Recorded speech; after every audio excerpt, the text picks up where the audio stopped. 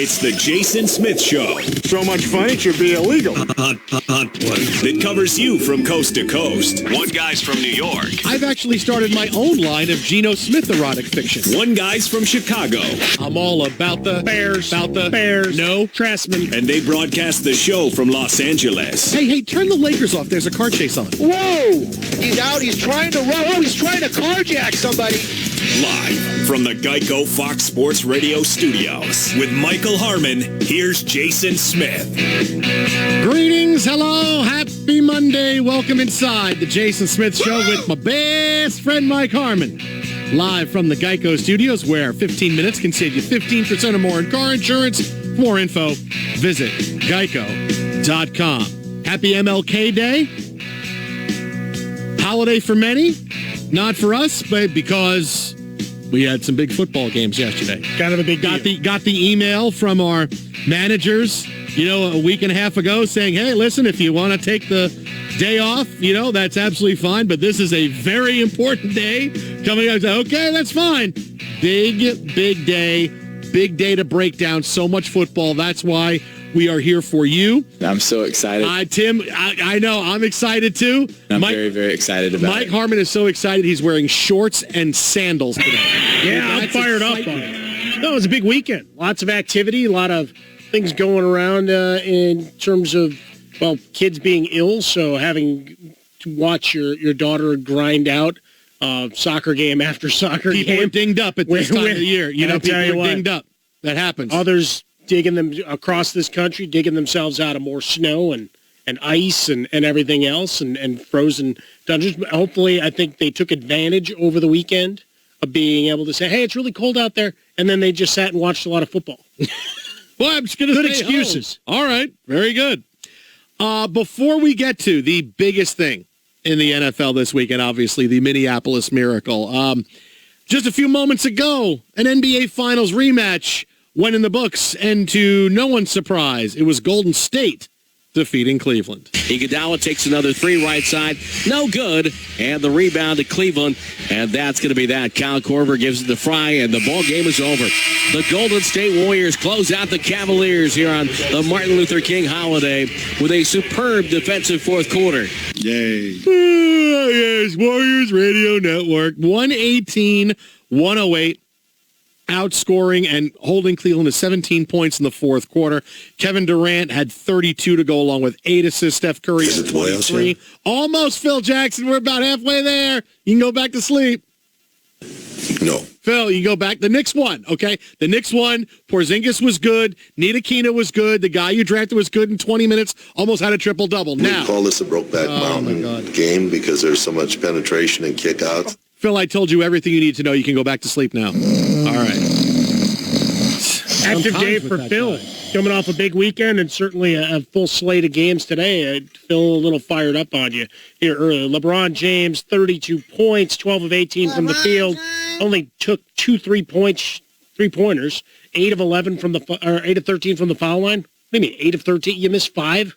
Eddie had 8 turnovers tonight. Yeah, no, you got sloppy with the ball a couple of times where you're not quite sure who the intended target of the pass was. This is to be expected. Cleveland's having a tough time. We told you, everything will be fine because everything is always fine for Cleveland. This is mid-January, we told you, it's doldrums. But I will throw this conspiracy theory thought out there. You ready for this?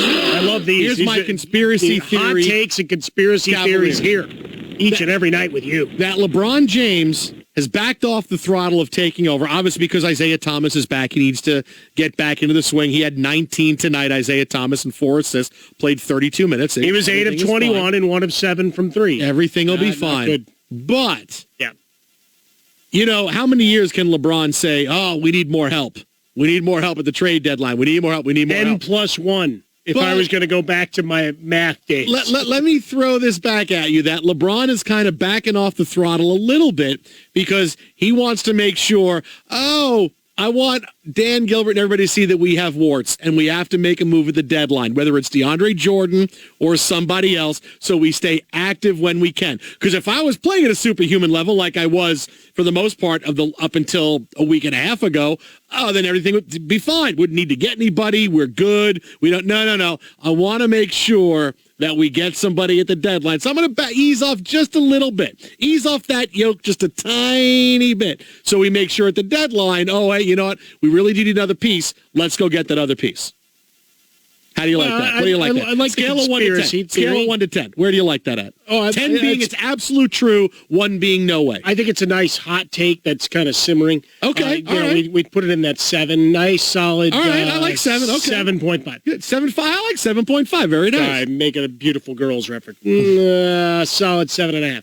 So when we look at this situation we're at now, I think for the Cavaliers, when they're in their boardrooms and having meetings, they've got to be discussing that as well. We've got the uncertain future of LeBron James. We've got what will be a very high draft choice here in 2018 that you have to look at and say, well, is that up for grabs? Or do we have to keep that to potentially draft the next superstar if LeBron says, I'm out? So, or is that the thing you have to go and use to get a DeAndre Jordan or some other asset by which to convince LeBron James maybe to stay, but more importantly, to maximize what may be left of his 5-month run here and I'm towards the latter. Like, sure. I don't care about the draft choice if it can help LeBron James win now. Now, the big thing is not only are you measuring yourself against where the Warriors are, you've got a number of teams in the East that suddenly got a lot better, seemingly overnight.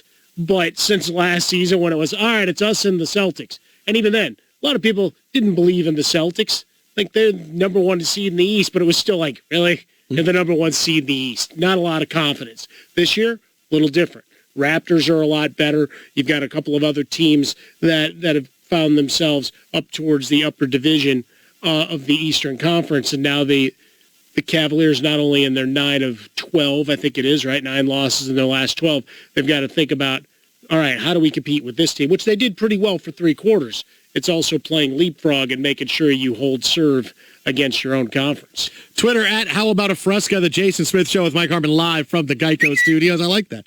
7.5. I like that. I'm digging where we're at with nice, this. Solid 7.5. I like conspiracy theories. But now to the play that we can't get enough of. 10 seconds to go. 24-23 Saints. Vikings at their own 39. It's 3rd down.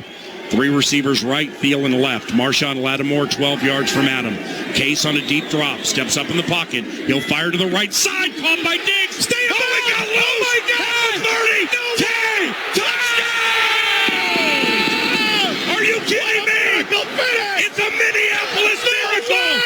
Stephon Diggs and the Minnesota Vikings have walked up on the New Orleans Saints. It's a 61-yard Minneapolis miracle. Our buddy Paul Allen, friend of the show. And he's loose. Vikings Radio Network, the miracle 61-yard touchdown pass to Stephon Diggs, vaulting the Vikings into the NFC Championship game when the Saints had it salted away. The number one thing that needs to be said at this point, we're 24 hours away from this game, is this. Saints fans, you will never get over this loss. Let me say it again. The only thing better is get over this loss. You will never come to grips with it. You will never be able to say, okay, I dealt with it, I'm moving on. You will never get over this. I said the same thing to Seahawks fans. You will never get over throwing the football on the 1-yard line and losing the Super Bowl. You never will. No matter how many Super Bowls Russell Wilson wins, what you achieve, you'll always think we should have one more. You will think about this play every single day. It will pop into your head at odd times. You will think about it every single day. Maybe for fleeting moments, maybe just for a second or two, every day. The best thing I can tell you is you need to just find the new normal, because you need to deal with the fact that this happened and this is part of who you are, and this is going to be part of who you are going forward. You're never going to get rid of it. It will never leave. You won't just say, okay, you know what, I'm going to throw everything away and then I'm come back fresh and new and be ready for this next season. No. Falcons fans will never get over blowing a 28-3 lead to the New England Patriots. You'll never get over it. You have to deal with that. This happened to us. It was awful, and it's going to be part of who I am going forward. Every time, and look, this is sports, but it happens in real life when something happens in your life and your life is never the same and you realize, okay, I have to find the new normal so I can move forward and live with what just happened. in sports, as a sports fan, you need to find the new normal because you will live with this loss forever. Forever. You will live with it. I don't know if you're a good therapist or a bad therapist. I'm telling you the truth. No, the best thing I can do is tell you the truth. Because you kind of hit people with a big club I can't lie to you, but here is tell you, just realize you're not getting over it. You're not going to do it. Now, knowing that, let's move forward. Okay? Because that the one thing you know is there's no magic potion. There's no this will happen and this, that. No. You're never good. Certain losses will always stay with you. Now, if you're a little bit of an older fan, it'll be easier because, you have other things going on in your life. You have mortgages. You have kids in school. Yeah, but now you may realize this was going to be as good as it got. Oh, that could be. So if you're older, you're now depressed on a larger level. And you're depressed. With other things, you're still, waiting for life to happen. Yeah, and that's why this is all you have now. And so it will stay with you and consume you. But this is why it's extra painful is because they should have won the Super Bowl. It was there. They were the best team in the playoffs. They went on the road. They beat a really physical Vikings team. And they had won the game. And Breeze led them down for a game-winning field. It was done. And then they lost. They would have gone on to beat the Eagles next week, and they would have been more well-rounded enough to beat the Jaguars or the Patriots. That's why this is going to stay forever. It's not just one play of, oh, boy, we lost the wild card game, and who knows, we would have been on the road the next 3 weeks. No, you would have won the Super Bowl. That's why this is Does anybody else hate the play calling ahead of their field goal? I know we've been talking about the Vikings drive a lot. I think the fact that they did these 3 really deep downfield passes into tight coverage repeatedly to set up the field goal left me a little confused. A little bit. A little bit along the way. But you look at the way the final play worked out, and a lot of questions in terms of how the setup of the defense and defending the defense along the way.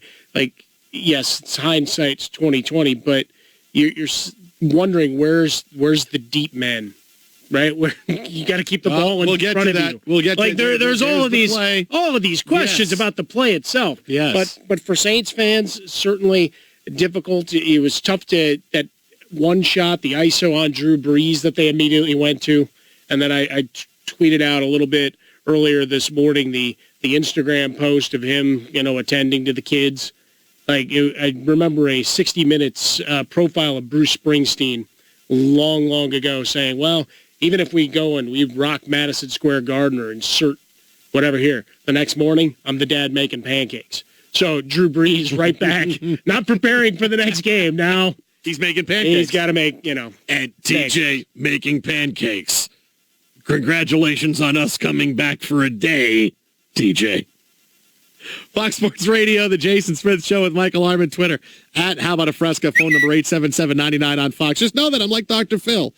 You will never get over it. Knowing that, let's move forward and find the new normal. But isn't that where you normally have to start calling people idiots and stuff? No. Every fan of every team has a loss like this, and they will tell you the same thing. Yep, I'm still not over it. You know Dr. Phil's not a real doctor, right? It doesn't matter. Neither am I. So it's okay. It's all right. I actually did stay at a Holiday Inn this weekend. I mean, that's How about that? I actually did stay at a Holiday Inn. You didn't say a lot of positive things. Broken hot tub. That's the worst thing. Coming up next, I'll tell you why the Jaguars are going to the Super Bowl. How about that? Yeah. Next on Fox. It's the Jason Smith Show. So much fun, it should be illegal. That covers you from coast to coast. One guy's from New York. I've actually started my own line of Geno Smith erotic fiction. One guy's from Chicago. I'm all about the Bears. Bears. No. Tressman. And they broadcast the show from Los Angeles. Hey, turn the Lakers off. There's a car chase on. Whoa! He's out. He's trying to run. Oh, he's trying to carjack somebody. Live from the Geico Fox Sports Radio studios with Michael Harmon, here's Jason Smith. Greetings, hello, happy Monday. Welcome inside the Jason Smith Show with my best friend Mike Harmon. Live from the Geico studios where 15 minutes can save you 15% or more in car insurance. For more info, visit geico.com. Happy MLK Day. Holiday for many, not for us, but because we had some big football games yesterday. Kind of a big deal. Got the email from our managers, a week and a half ago saying, hey, listen, if you want to take the day off, that's absolutely fine, but this is a very important day coming up. Okay, that's fine. Big day to break down so much football. That's why We are here for you. I'm so excited. Tim, I know. I'm excited, too. I'm very, very excited about Mike it. Harmon is so excited he's wearing shorts and sandals today. Yeah, I'm fired up on it. No, it's a big weekend. Lots of activity, a lot of things going around in terms of, well, kids being ill, so having to watch your daughter grind out soccer game after soccer game. People are dinged up at this time of the year. You know, people are dinged up. That happens. Others digging them across this country, digging themselves out of more snow and ice and everything else and frozen dungeons. But hopefully, I think they took advantage over the weekend of being able to say, hey, it's really cold out there. And then they just sat and watched a lot of football. Well, I'm just going to say good excuses. Home. All right. Very good. Before we get to the biggest thing in the NFL this weekend, obviously, the Minneapolis Miracle. Just a few moments ago, an NBA Finals rematch went in the books, and to no one's surprise, it was Golden State defeating Cleveland. Iguodala takes another three right side. No good. And the rebound to Cleveland. And that's going to be that. Kyle Korver gives it to Fry, and the ball game is over. The Golden State Warriors close out the Cavaliers here on the Martin Luther King holiday with a superb defensive fourth quarter. Yay. Yes, Warriors Radio Network. 118-108. Outscoring and holding Cleveland to 17 points in the fourth quarter. Kevin Durant had 32 to go along with 8 assists. Steph Curry had 23. Almost, Phil Jackson. We're about halfway there. You can go back to sleep. No. Phil, you go back. The Knicks won, okay? The Knicks won. Porzingis was good. Ntilikina was good. The guy you drafted was good in 20 minutes. Almost had a triple-double. Now, we call this a Brokeback Mountain game because there's so much penetration and kick-outs. Phil, I told you everything you need to know. You can go back to sleep now. All right. Active day for Phil. Coming off a big weekend and certainly a full slate of games today. Phil, a little fired up on you here earlier. LeBron James, 32 points, 12 of 18 from the field. Only took 2 3-pointers, 8 of 13 from the foul line. What do you mean, 8 of 13? You missed 5? And he had 8 turnovers tonight. Yeah, no, you got sloppy with the ball a couple of times where you're not quite sure who the intended target of the pass was. This is to be expected. Cleveland's having a tough time. Obviously, we told you, everything will be fine because everything is always fine for Cleveland. This is mid-January, we told you, it's doldrums. But I will throw this conspiracy theory thought out there. You ready for this? I love these. Here's my conspiracy theory. Hot takes and conspiracy theories here each and every night with you. That LeBron James has backed off the throttle of taking over, obviously because Isaiah Thomas is back. He needs to get back into the swing. He had 19 tonight, Isaiah Thomas, and 4 assists, played 32 minutes. He was 8 of 21 and 1 of 7 from 3. Everything will be fine. Good. But, yeah, you know, how many years can LeBron say, oh, we need more help? We need more help at the trade deadline. We need more help. We need more help. N+1. If I was going to go back to my math days. Let me throw this back at you, that LeBron is kind of backing off the throttle a little bit because he wants to make sure, I want Dan Gilbert and everybody to see that we have warts and we have to make a move at the deadline, whether it's DeAndre Jordan or somebody else, so we stay active when we can. Because if I was playing at a superhuman level like I was for the most part of up until a week and a half ago, then everything would be fine. Wouldn't need to get anybody. We're good. We don't. No. I want to make sure that we get somebody at the deadline. So I'm going to ease off. Just the Jaguars should win because as much as they were a bad matchup for the Steelers, which they were, they are a horrendous matchup for the Patriots. Offensively, not so much. I expect the Jaguars to bludgeon the Patriots with Leonard Fournette all day until he breaks things in the second half. But the Jaguars' defense is a horrible matchup for the Patriots. Why? Because they get pressure on the quarterback with just their front few. They get all kinds of pressure, and they don't need to blitz. Linebackers can drop back into coverage. They make plays. Just their defensive line gets pressure on the quarterback. And Tom Brady, look, I'll keep saying it, even though people don't seem to want to listen. When you get pressure on Tom Brady, you hit him once or twice early, and then you are just around him during the game, this is what happens to him. And don't give me the old, every quarterback that gets hit, nobody likes that. Yeah, of course not. But nobody changes from an elite quarterback into being a guy who's scattershot more obviously and visibly than Tom Brady. If you hit Brady a couple of times early and you are around him, here's what happens to Tom Brady. Tom Brady starts stepping up and throwing the ball early. Throwing it early and throwing it low. And there's a lot of incomplete passes. And he starts yelling at his teammates, and things don't go well for the Patriots. The Jaguars can do that in spades. They can get pressure on Brady just using the defensive line. Gronkowski's the big X factor because you really can't tell me they're going to have a big day against that Jaguar secondary. But as long as that happens, you will watch. Brady will be flustered. He'll move around in the pocket. He'll throw the ball early, and he'll throw it low. That's what's going to happen. They won't put points on the board, and the Jaguars will salt it away with a late drive. Leonard Fournette into the end zone from 5 yards out for a double-digit lead with less than 2 minutes left to go, and you're thinking, oh, my God, the Patriots are going to lose. That's what's going to happen to them on Sunday. That's cute. That's a cute narrative. I like that. In theory. Give me your in theory. I like it in theory, but this team doesn't line up the same way as most do in terms of, hey, let's throw the ball on the edges where those cornerbacks really get off. No, that's not the way the Patriots operate. Quick release. Burkhead's supposed to be back for this game. Key, obviously, still waiting whether Alan Branch gets back for the defensive line. If he's able to play, changes complexion of things just a wee bit as we go through. But all the chirping, all the excitement about the Jaguars, they still gave up 42 points. And I heard a lot of people today saying, well, if it wasn't for these 2 long fourth down touchdowns, it's a blowout. No, you can't do that. No, they still scored happened. the damn touchdowns. Okay? Go to damn town. It still happened. If you take away the 42 points the Steelers scored, their defense had a great day. Yeah, see, the only way this works, because let's go back to week 5, shall we, of the Steelers and the Jaguars. Okay, when Leonard Fournette had his big run, right, 90 yards, and you take that away, and you look at the rest of the yards per carry. For that game, it doesn't matter. They broke the dam and ran 90 yards for the score. Now, over the long haul, when you're trying to analyze games and you're looking at a yards per carry and what that offensive line is doing, that's a whole other type of analysis as you go. But saying, well, these plays didn't happen. No, they still happened. They still made plays against these cornerbacks downfield, and I get it. You're not looking at Antonio Brown on this team. You're certainly not comparing Amendola or Hogan or any of those guys, too.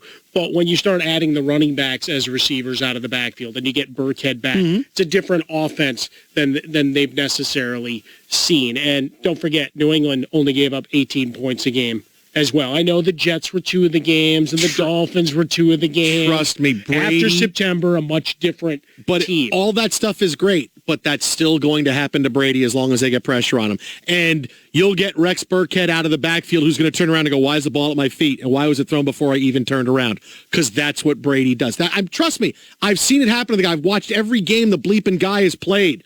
That's what happens to him when you can pressure him. That means you're not watching the Jets because they play in the same window. When you can hit him early, Tom Brady's never been hotter. I have to watch all the games on Sunday. He's only got one head. Watch them all. That's what happens to him. It doesn't matter. Guys can be open. He will miss guys. He will throw wide. He will throw early. He will throw low. That's what happens to him. It's certainly a much more intriguing matchup. Dan and I, yesterday doing the show in the pregame, we were talking about that quite a bit we've seen the Steelers matchup before, right? We've seen that a number of times. Jaguars, much different animal in terms of the way they get after quarterbacks. So from an intrigue and what are we going to get perspective, I think we're still dismissing the other side of the ball. That Blake Bortles is going to be able to make plays. That doesn't matter. Leonard Fournette, they're going to run him 35 times on Sunday. And the guy I'm more worried about, to be honest, is actually where Yeldon sneaks in. He had a couple of huge plays on Sunday. His contribution to that game has been so lost. Yeah, well, that in was anything. To me, the biggest play in the game was the swing pass on third down. The 40-yard when the Steelers had all that momentum, and suddenly they would make a play to keep the Steelers just a little bit more at bay throughout the entire game, and that play was unbelievably huge. I had a lot of problems with the rest of that game that nobody's analyzed. I may just go into the hallway and start screaming to myself.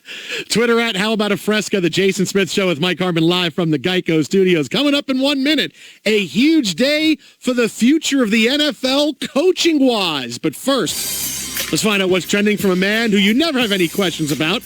because you can just walk in and ask him because he's right here and he's on Twitter. Exactly. It's Tom Looney. It was Andy Warhol who once said, in the future, everybody will be famous for 15 minutes. Well, it was an Andy Warhol-type night for the second-ranked West Virginia Mountaineers tonight. 15 minutes after they were announced as the new number 2 college basketball team in the country, they stepped in it. 12th-ranked Kansas pit-snoggled number 2 West Virginia 71-66. 23rd-ranked Florida State also. Upset alert surrounding them. They went down tonight. Seminoles lost unranked Boston College 81-75. And 7th-ranked Duke had to get up off the canvas, come from behind to win on WDNC Raleigh. Probable comeback and an incredible win here tonight for Duke as they beat Miami 83-75. What a turnaround. Down by 13 at one point in the second half. They score 15 unanswered to take the lead and win it by 8. NBA marquee game of the night. Golden State gave Cleveland some cavalier attitude. 118-108. Kevin Durant, 32 points for the winners. LeBron James, 32 points for the losers. Yay. One game in progress beneath the shadow of the Hollywood sign in La La Land. Rockets in front of the Clippers, 44-40. 6 minutes, 9 seconds left in the second quarter. And now, more great sports talk on MLKJ with the great Jason Smith and Michael Harmon on Fox Sports Radio. Thank you, Mr. Looney. As always, we're live. Call 1-800-947-AUTO. Find out how much you can save on auto insurance as we broadcast from the Geico Studios for more from the NFL. We head to the hotline right now. Welcome in a man who told us the story of the year last week involving Bruce Arians. Just having some fun with Nick Saban going to the NFL. He's the one and only Jay Glazer. Glaze, what's happening? Oh, man, you know how much crap I got from Bruce over that? And it wasn't, he didn't care that I told the story because, hey, I'm just reporting the facts, right? He was taking vodka, admitted that he was just messing around. What he was mad about were the headlines the next day that it said, like, vodka-fueled Arians, said he's messing with the world. I'm like, hey, dude, what are you mad at me for? I don't write the headlines, man. Don't come after me. And then, like, his son Jake was getting after him because of the headlines. I'm like, you guys just calm down. Everybody here is right. We're drinking vodka, although I was drinking whiskey. He said it, and then, hey, it kind of just leads to the alert now. We're good. And it was pretty funny, man. He was like, every time another headline popped up, he'd send it to me. I'm like, Bruce, why are you sending it? I don't work for Bleacher Report. I don't work for USA Today. I don't work for the Daily News in New York. Leave me alone. Oh, it's pretty funny. Yeah, you told us that story, and because you told it on our show, we led around the horn with it the next day. That was pretty cool. I saw that. It's good. Hey, we're putting out the facts out there. I like it. Absolutely. Well, I know you got another story for us coming off on Marcus Williams, who of course is getting all the attention, the missed tackle on the Stephon Diggs play from yesterday. That, well, let's face it, it's going to haunt him for the rest of his life. You know what, man? I don't know if it's going to haunt him for the rest of his life because he's going to do so many great things in this league. And look, we trained Marcus out here. Sean Payton sent his secondary out here to train, heading into training camp for a couple weeks. And then we trained the entire Saints team for 6 weeks, from the start of training camp all the way up to the first game of the season. So me, Randy Couture, and a guy named Jason Borba, another fighter that went down and trained them. But they're all out here, and they're training here in L.A. with us. And I called Sean, and I said, hey, you got one of your kids here? Hey, this Marcus Williams kid? He said, oh. I said, dude, and this is true, most athletic dude we've had in the gym besides Odell Beckham. He is a freak of nature. He is such a good young player, and we all called Sean. We're like, we have not seen too many guys like this. He's on such a different level athletically than not just everybody on the team that was in there, every other player we have ever had in the gym besides Odell Beckham. It's unreal what this kid's skill level is. So, he obviously messed up bad on that play. Whiffed on it, had his eyes looking down. But he is athletic enough, and obviously he's going to need some counseling on this one. But if you don't let this get in the way of the rest of your career, this kid will end up. He has the skill to make 8-9 Pro Bowls. He's that athletic. Jason Smith Show with me, Mike Harmon, coming to you live from the Geico Fox Sports Radio studios. On the hotline with us, NFL insider for Fox Sports, the Unbreakable Performance Center owner and founder of MVP, Merging Vets and Players and Touchdown Dreams. Check out vetsandplayers.org for all the good work Jay's doing in that regard. Big things always on the docket there. Jay, we turn our attention to the coaching search. Pat Shurmur, just the way he drew it up for Stephon Diggs, and now the wanted man in New York, it would appear. Yeah, and look, Pat. Here's what Pat's done really well. He withstood Cleveland and came out looking still okay. It didn't just drag him through the mud. Went down and worked under Chip Kelly and was above the fray of what happened over there.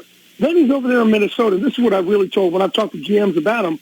What I really loved about Pat Shurmur is last year's team, the Vikings. There's a lot of horrible things that went on down there, and it was a heavy scenario. And to have Norv Turner, quit the team, leave as OC, and Pat Shurmur still there, and just the way he handled everything was, it just meant it's most guys in this league cannot have done that. He was Switzerland throughout the whole thing, and it was a really dicey situation there. He has this presence that people don't know about because on the surface he's not going to show it to you. He has like a dry sense of humor. He's kind of, he's not. He doesn't show you behind closed doors, Pat, too often. But he'll be yelling it in Case's ear during the game. He got a lot of fire in him, and I think the Giants kind of needed a grown up here, and they're getting one in Pat Shurmur, who's, like I said, he's already been dragged through the mud in different scenarios, yet never came out kind of dirty, if you will, on the other side. Hey, Jay, other coaching news, it looks like all reports say Matt Patricia headed to the Lions to become their head coach, Josh McDaniels to the Indianapolis Colts to be their head coach. Bill Belichick has never let his assistants interview, much less stories where they're getting to take jobs here. Is there something going on in New England? Why this sudden shift, and we're getting these stories out now where before it's always been we wait, end of the season, and then we find stuff out? No, I think last year with Kyle Shanahan, everybody knowing he's taking it, it almost became okay. We don't have to wait anymore to do the hush-hush. The year before that with Dan Quinn, we kept it hush-hush, even though we knew he was getting a job. It was still kind of hush-hush. This wasn't really the case last year. So I think they're kind of saying, hey, let's just not fool anybody anymore. And then, it's interesting because McDaniels interviewed last year for the 49ers job, and they actually chose Kyle Shanahan over Josh McDaniels. And Josh's big thing, and he's talked to Chris Fowler about this a lot, and everybody he interviews with, when he had his first head coaching gig, and a lot of guys that have either coached under Andy Reid or coached under Bill Belichick, when they go out and get a job, they try to almost be mini Andy or mini Bill, and it doesn't work. You got to be yourself. You're sitting in a room with 53 of the most street-smart dudes on the planet. You got to be yourself. You can't try to be mini somebody else. You can't bring the, quote, Patriots way into another culture. It doesn't work. You're going to have too much pushback, and that's what happened to Josh McDaniels last time around. This time around, do I think he learned his lesson and he isn't the same way? I do, yeah. And he's talked an awful lot to Chris Fowler, and I don't think he'll be that way with Andrew Luck. It's not going to fly that way. But you don't truly know until they start working together. Well, I think you put it brilliantly earlier today, Jay, when you asked aloud the rhetorical question, how many people thought Malarkey would get to stick around? Right. Does this mean they already have their coach now that they've let him and mutually agreed to go Vegas blackjack dealer? No, I think they were hoping to get their coach. I was thinking they were going to try and get Josh McDaniels. I remember their GM used to work up there in personnel with the Patriots. He was familiar with Patriots. And there's another guy on their staff, by the way, Brian Flores, who's a linebacker coach, who is a stud in waiting. He'll be a phenomenal head coach here for years. And I don't know if he gets one now or not, but guys like him and Mike Vrabel, they're kind of like the second wave of these great, coaches, these great motivators you're going to have out there. You can follow him on Twitter at Jay Glazer. That is at Jay Glazer. The website, of course, vetsandplayers.org. And check out everything he's got going on at Unbreakable as well. Jay, as always, appreciate it. If Bruce Arians has another scoop, let us know. We'll be here. I'll let him break who his successor is going to be. I think right now it's going to be Mike Munchak. Okay, very good. Thanks so much. See ya. See you, Jay. Mike Munchak, there you go. There you go. Bruce Arians, his successor. Twitter at How About a Fresca, the Jason Smith Show with Michael Harmon. What a great story about Marcus Williams. The only guy he ever trained more athletic than Marcus Williams, Odell Beckham Jr. It's pretty high praise. Yeah, I mean, and then there's me. I mean, I'm the third guy. Well, I knew you were on the medal stand. Yes. Yeah. I didn't know which of the things on the periodic table we were measuring at that point. I'm not higher because I got hands like panda bears. So I got like fat fingers. So I'd be higher on that list. You couldn't hold a full-on football. Yeah, it's tough. I can hold it. I just got to throw it far. You use the Duke Jr. Who are you kidding? I love the Duke Jr. I'm sure you do. Small hands. Coming up next, we had a big result in the NBA tonight, and now the winning team is extremely upset why the Warriors are not happy with the Cavaliers following their win. It's next on Fox.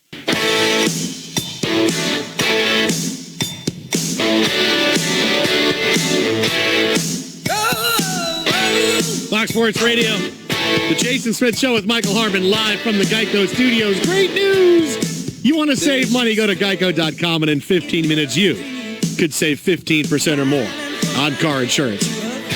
So tonight, we watched the Warriors beat the Cavaliers 118-108. It was a fun game for about three quarters. Yes, and then the Cavaliers never got close. I think in the Steve final Kerr 8 said, minutes. "Yeah, at my signal, unleash hell." Yeah, he decided to coach tonight. It was a game where they wanted to win. Did he tighten up the tie, or did he start waving around his hair? But following the game, and we'll have more. We'll have our big LeBron conspiracy theory coming up in 40 minutes. Those. You gave me a 7.5 on a scale of 1 to 10. I thought it was good on this LeBron conspiracy theory. I mean, if we were talking about a dumpster fire of hot takes, yes. It's getting to where it's pretty hot, almost underneath the ledge right now. I'm excited Maybe about that. boiling over in another half hour from now if people get in at How About a Fresca. But the Warriors are not happy with the Cavaliers following their win in Cleveland. Why? Well, Kevin Durant is very unhappy with something that happened after the game. Salty, cold showers. The players could, quote, be heard shrieking. Kevin Durant on the cold showers. Man, they got to do something in the queue. Somebody call Braun. So, you have that, the conspiracy now that the players are saying that the Cavaliers took a page from the old Boston Celtics playbook, or maybe the New England Patriots, as some have accused them of messing with the telephone signals and transmissions. So here, they just shut off the hot water. I got to be honest. Yeah. Cold showers really aren't that big a deal. Now, when you first turn on the water, if you're standing under it and it's cold, shock and awe. It's a shock. Yeah.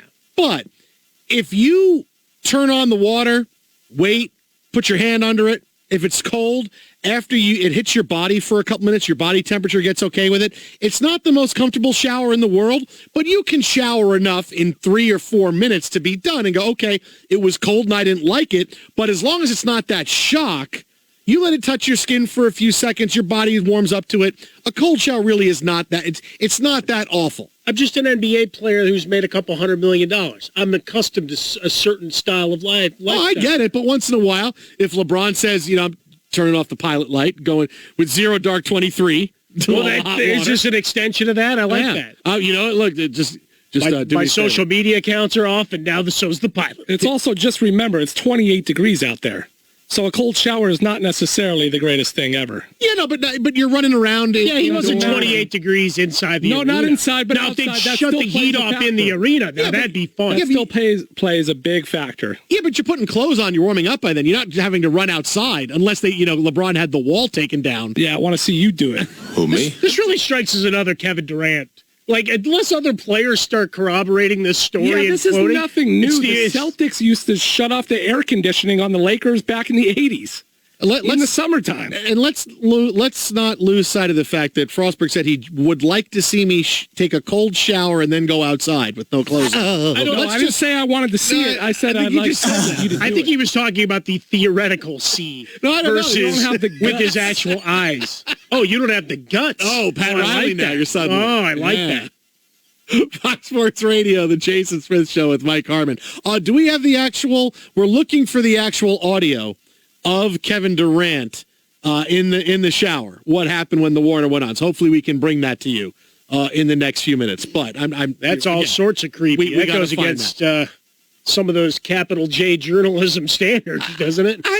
No, cold showers, it's not that big. If you have 5 minutes, I stand there. I put my hand under the water. I let it sit there. It's cold. My body temperature starts to regulate. Then I get my whole arm going, and then I'm standing under. Or you can just get a little wet, soap up, rinse. I mean, it's not the best thing in the world, but you can do it. It's like taking a shower at camp. Or going into a lake or ocean, going into a cold, non-heated pool. There are people that go into the non-heated pool. Yes. I mean, you had a cold jacuzzi. I was not a fan of that this week. I'm guessing you didn't have but one toe hit that cold water. No, it was in the jacuzzi, but it was just, it was terrible. Or was it lukewarm? No, it was lukewarm, and the Jets weren't working. This Although I guess you could say the Jets haven't been working my whole life. And you're calling the Warriors wimps. No. I'm just saying. No. This was an inconvenience. He's like, hey, I paid for this. You didn't even man up this weekend. No, I paid for jacuzzi. I paid for the hotel room that I wasn't getting the service I was supposed to. I was supposed to get. But why didn't you go in? And a hot jacuzzi. So what? I did go in the jacuzzi. I just wasn't a fan of it. I still went in. You did complain about it. No, Pam went and complained Holiday Inn Express. Did she really? She complained. She said, hey. You're that person? How come the pool's not heated and the Jets aren't working? What's wrong with you? Why do you got to be that person? Because we were down there with everybody from our soccer team who were playing in a tournament, and they wanted to go swimming, and it was freezing. Next time, stay at Motel 6. You know what? In 5 minutes, they would have acclimated. You think Motel 6? They would have been just fine. Motel 6 doesn't even have tubs. Yeah, well, at least they leave the damn light on. They do. No question about it. It's the Tom Bodett Show here at Fox Sports Radio. A big story from the NFL next on Fox. This is the Jason Smith Show. And now, Jason Smith thinks Tom Brady is awful. Tom Brady is not the greatest of all time. Mike Harmon is a great singer. Put them together, and you've got an awful singer. I don't know if I'm elated or gassy, but I'm somewhere in that zone. The Jason Smith Show. Live from the Geico Fox Sports Radio studios. With Michael Harmon. Here's Jason Smith. Greetings. It is hour 2 of the program, The Jason Smith Show, with my best friend, Mike Harmon. Live from the Geico studios, where 15 minutes can save you 15% or more in car insurance. More info, visit geico.com. And as always, you can download the best of the show. It goes up right after we get done here. 2 hours from now, iTunes, Google Play, Stitcher, foxsportsradio.com, iHeartRadio app. You can listen to the whole show, parts of it. iTunes, Google Play, Stitcher, foxsportsradio.com, iHeartRadio app.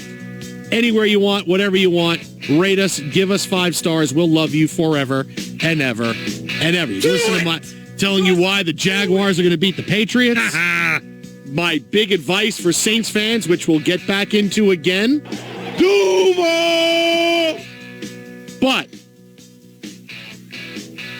obviously, the Minneapolis Miracle has been the story the last 24 hours. And while an hour ago we helped Saints fans on it, this may be a little bit tougher for Saints fans to swallow, because everybody wants to blame Marcus Williams for the final play. And, of course, he missed a tackle. He got a little bit hesitant when it came to, do I hit him? Do I want to avoid a pass interference? Why is he ducking under him? I think he mistimed his tackle. Everything. He blew it. Stephon Diggs goes down the sidelines and goes in for a touchdown that I could listen to Paul Allen make that call all day long. 10 seconds to go. 24-23 Saints. Vikings at their own 39. It's third down. 3 receivers right, Thielen left. Marshawn Lattimore 12 yards from Adam. Case on a deep drop. Steps up in the pocket. He'll fire to the right side. Caught by Diggs. Stay up. Oh, he got loose. Oh, my God. 30. 10. Touchdown. Are you kidding me? It's a Minneapolis Miracle. Stephon Diggs and the Minnesota Vikings have walked up on the New Orleans Saints. It's a 61-yard Minneapolis Miracle. Friend of the show, Paul Allen, on the call. Vikings Radio Network. Pete Bursich a bit fired up. He couldn't under. He He couldn't contain himself. You can't. Sometimes he couldn't contain himself. The shot they put up from the booth was as good as it gets. Watching the blowout. The thing I like was making the rounds a little bit last night was as they celebrated the touchdown. Is right in front of a suite full of Saints fans in the end zone. I would have shut his mic off. But that was just me. You know, the first couple times I heard Paul Allen's call, it sounded like Pete Burchett said, "What a blanking finish." It's very possible. But then, listen, you hear him say miracle finish. But the first couple times when he said, version "What a blanking finish that was." Well, we fixed it in post, so it would be available for all radio then it shows been the worth next day. Yeah, that's Had true. he said that, then you can talk all over Paul Allen. Then it's worth it. Start dropping a bunch of F-bombs. But yeah, at that moment, you got to turn your mic off. I'm Let sorry. Paul call that. I'm sorry, Paul. What a bleeping finish that was. I can't believe it. That would have been epic. I got to ask him if he went to the engineers afterwards. You can separate our voices, right? So my call stands, and we eliminate him. Possible. But here's the big thing coming off this. Afterwards, Sean Payton said we had everything right. We had the right defensive call. We had everything right. And, Marcus Williams misses the tackle. He defended Marcus Williams, didn't say it was Marcus Williams' fault. But this is the big takeaway. As much as it was Marcus Williams missing on a tackle, the Saints, that defensive scheme they had out there for that final play was horrendous. It was awful. It was awful 6 ways to Sunday and twice on Sunday. That's what I couldn't get over. All right, follow me on this. Here's the final play. There's 10 seconds left, and the Vikings are out of timeouts. All right, they're at their own 39-yard line. What are you trying to do on this play? The Vikings have one play, right? Maybe if they throw something short, get out of bounds near the 50, they can have one more play. But by all intents and purposes, this is the final play of the game if they complete a pass. Because if they complete a pass and the receiver stays in bounds, that's it. They're not getting up to the line of scrimmage. They're not getting another snap. It's done. How the Vikings weren't in a large prevent-style defense, almost like a Hail Mary type defense, I don't get. Where you are on the boundary and you're giving them the middle of the field. We'll give you 30 yards in the middle of the field. We'll give you 40 yards in the middle of the field. But we are going to come down and we are going to make a tackle and stop you from getting into the end zone because you don't have any timeouts. All right, that's the defense you needed to be in. And when I tweeted this out yesterday, fans are telling me, Saints fans are going, he's the safety, of course. Yeah, but you were in such a defensive package where one missed tackle by the safety meant a touchdown. All right, you had 3 receivers on the right side of the field. And because Marcus Williams missed a tackle, Stephon Diggs got into the end zone. That's awful. You can't have that. You can't have it was one-on-one. It was basically Stephon Diggs and Marcus Williams, and this should have been a play where, hey, it's 50-50 at this point. If we can catch the ball and have him miss a tackle, but even more so than that. Even if Marcus Williams makes the tackle, there's a great chance, and most likely because that's where Stephon Diggs' momentum was going, there's a great chance if Marcus Williams hits him, Diggs goes out of bounds, and you are kicking a 45-yard field goal on the next play. Nah, it's still a 50-yard field goal. It doesn't matter. Forbat that just kicked a 53-yarder. That's fine. If he kicks another 50-yarder, he kicks another 50-yarder. But you were in. It's 10 seconds left at the 39-yard line. You can't let him get to the point where he kicks a 50-yarder. I'm just saying, like if he makes the catch. But you allowed him to catch the ball near the sideline, which is the two things you couldn't have them do. You can't have them catch a ball near the sideline, and not only that, but like I said. At that point, the game is over. The win percentage for the Saints is 99.9999999%. But not only were you in a bad defensive alignment where one missed tackle meant a touchdown, but you actually let him catch the ball on the sideline where they could kick a 50-yard field goal on the next play. Where he just kicked one, just made it for 53 yards, gave him the lead. Really, that was your big defeat. You had everything stopped on that? You didn't. You had whatever you put out there was awful. And there's nothing you can get away from that you put out on the lineman that was able to allow this final play to happen. Well, he also didn't play the first half of football. That hasn't been spoken of. But you're down to one play. I get it. You're down to one play, but let's not dismiss that categorically. The other 59 minutes and 50 seconds did happen. Oh, sure. In this game. But if he makes the grab and the safety is over the top, if Williams is in position, to make a play as he comes down. There's still a couple of steps between him and the sideline. But the defensive alignment, just in general, running free and clear, not really contested at all, getting off into his route, that you at least gave Keenum a shot to make a throw down to the 32, and then it's free and clear from there. I was wondering aloud about the Hail Mary type option. Not that you necessarily throw Michael Thomas and company out there, but certainly a consideration given the gravity, no timeouts, and making sure you keep them away from the edges. But no matter how you scheme it, you can't account for him putting down. Like my daughter playing soccer, right? Mm-hmm. Whenever you're going for the big kick to try to clear the zone. Yeah. What are you doing? Don't lift your head up. You got to keep your head down on the ball. In this case, you got to keep your head up to know where the guy is coming at you. You're not going for the big hit. Oh, here he is. You're not going for the big stick. Here, it's the... But he didn't go. He missed him. He didn't go for the big hit. But you're always wondering what exactly went through his head. Because that's a question that's never going to be answered.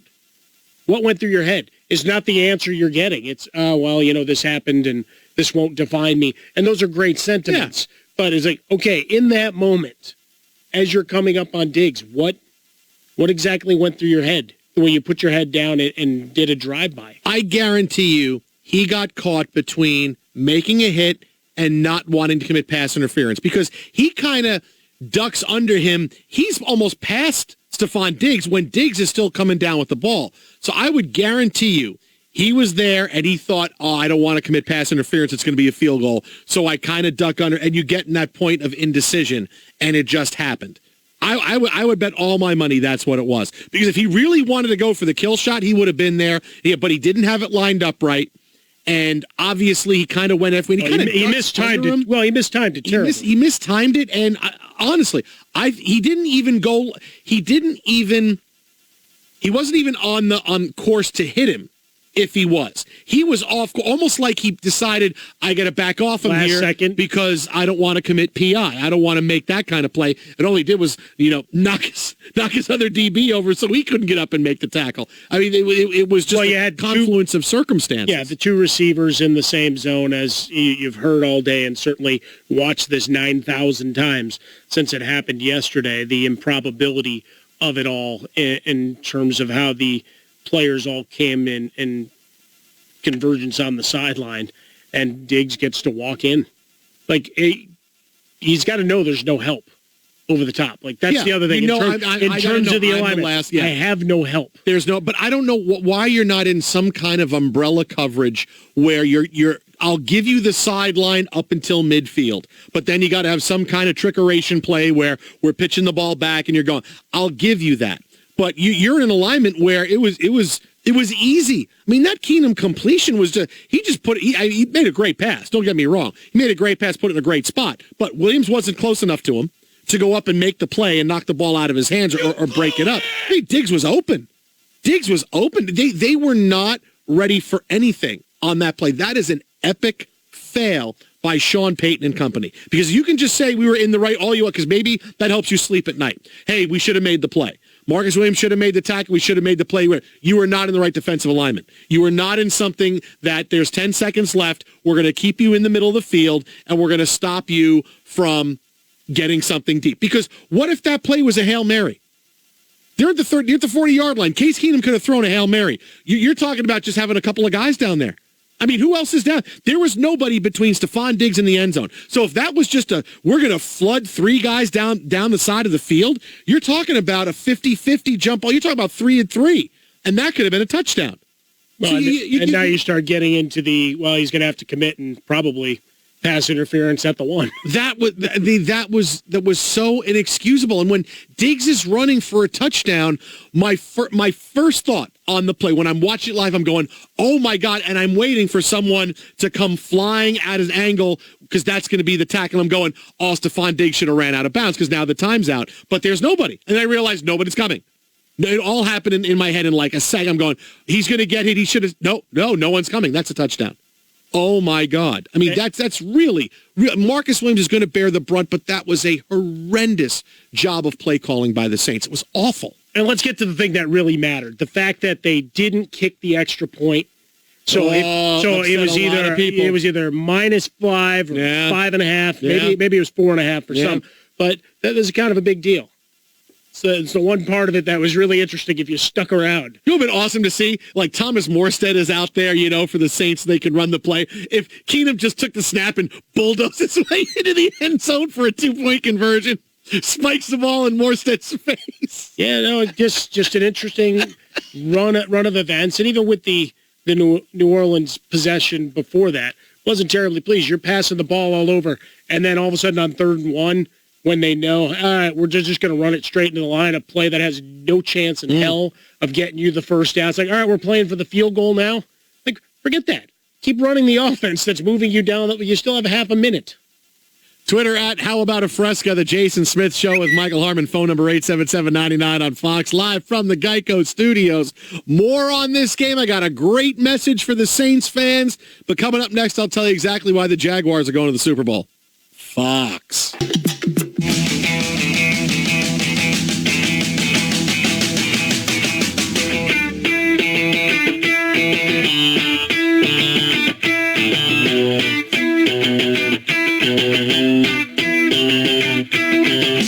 Fox Sports Radio. It is the Jason Smith Show with my best friend Mike Harmon, live from the Geico Studios.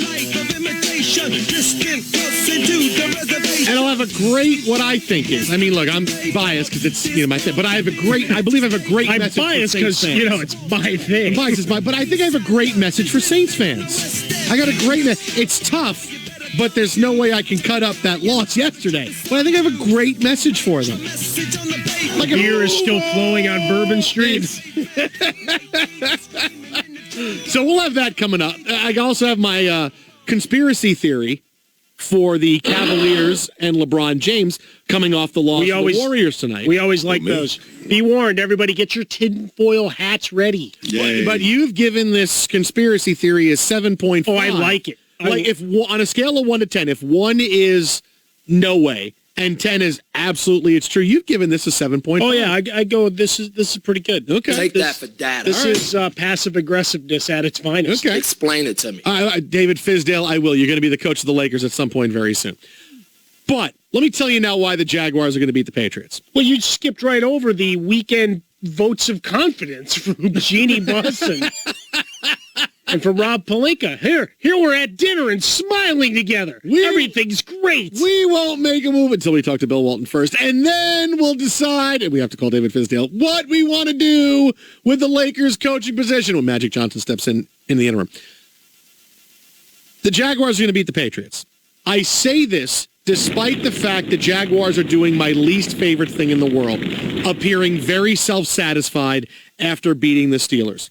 Everywhere you go, everywhere you saw today, Duval! Jaguars players were saying the same thing. Mike Mitchell, you said we were going to know your name. Now you're watching us next week. They said the Steelers were so great. They're watching us next week.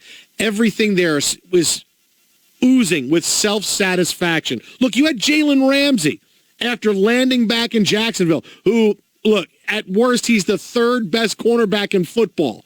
You had him saying, we're going to win the Super Bowl. I ain't got too much to say, but y'all make sure y'all bring that same energy out here next week and the week after. We going to the Super Bowl, and we going to win that. We going to win that.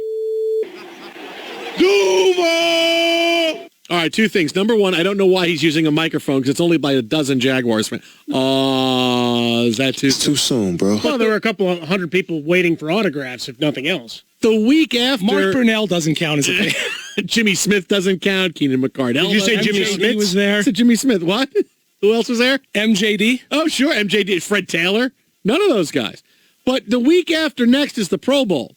That's good. Why does he want? I think he misremembers. No, maybe he's doing the Bill Belichick no days off. But here's come out for the Pro Bowl too. But here's the other thing: is the fact that they came to the game in Pittsburgh. Those folks, are they going to be at Foxborough? I mean, now this gets into that whole debate we always have during the college football playoffs of having people start becoming nomads, traveling with their teams. That's fun. I want to do that when I retire.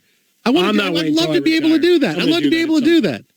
No, but you're going to have, because you're next to me. What are you going to do? Oh, Harmon went to go watch Harmon's on the Northwestern. road again. They went to watch Northwestern play a basketball game. No, the easiest way How to dare watch you. a Jets game is a home game, easily. Yeah. Well, as long Cheapest as way, too. as long as they're still on TV, but because they may not be televised. That I can't promise you. J-E-T-E, Jets. But here's why I don't like that. I never like when teams seem self-satisfied, because invariably you feel like we have everything buttoned down, and you come out and get punched in the mouth the next week.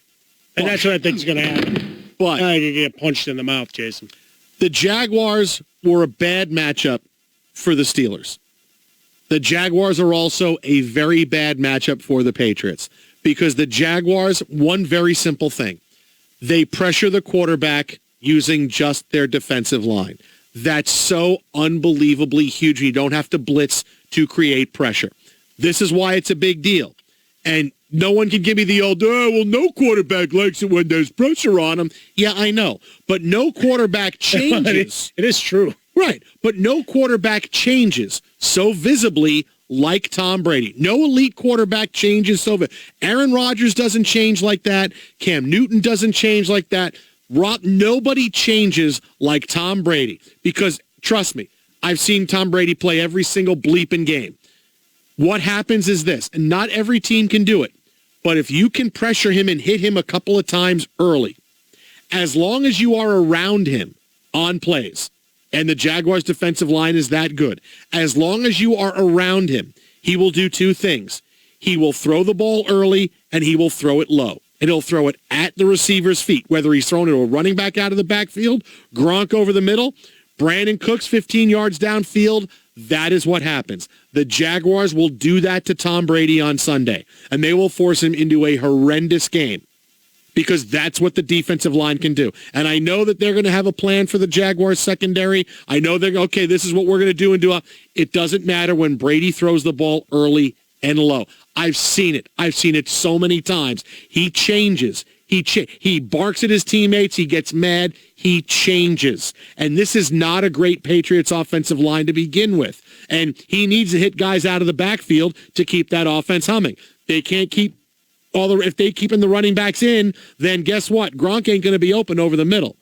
This is what's going to happen. Not that the Jaguars offense is going to do a ton, but they'll give Leonard Fournette the football 35 bleeping times, and they will sledgehammer the Patriots defense into submission, where the fourth quarter he's breaking off big runs, and I see the Jaguars with a lead and a huge drive, and it's Fournette left and Fournette right, and he breaks into the end zone for a touchdown with a couple minutes left to go. That gives them a double-digit lead, and we're going, oh my God, the bleeping Jaguars are in the Super Bowl. That's what's going to happen on Sunday.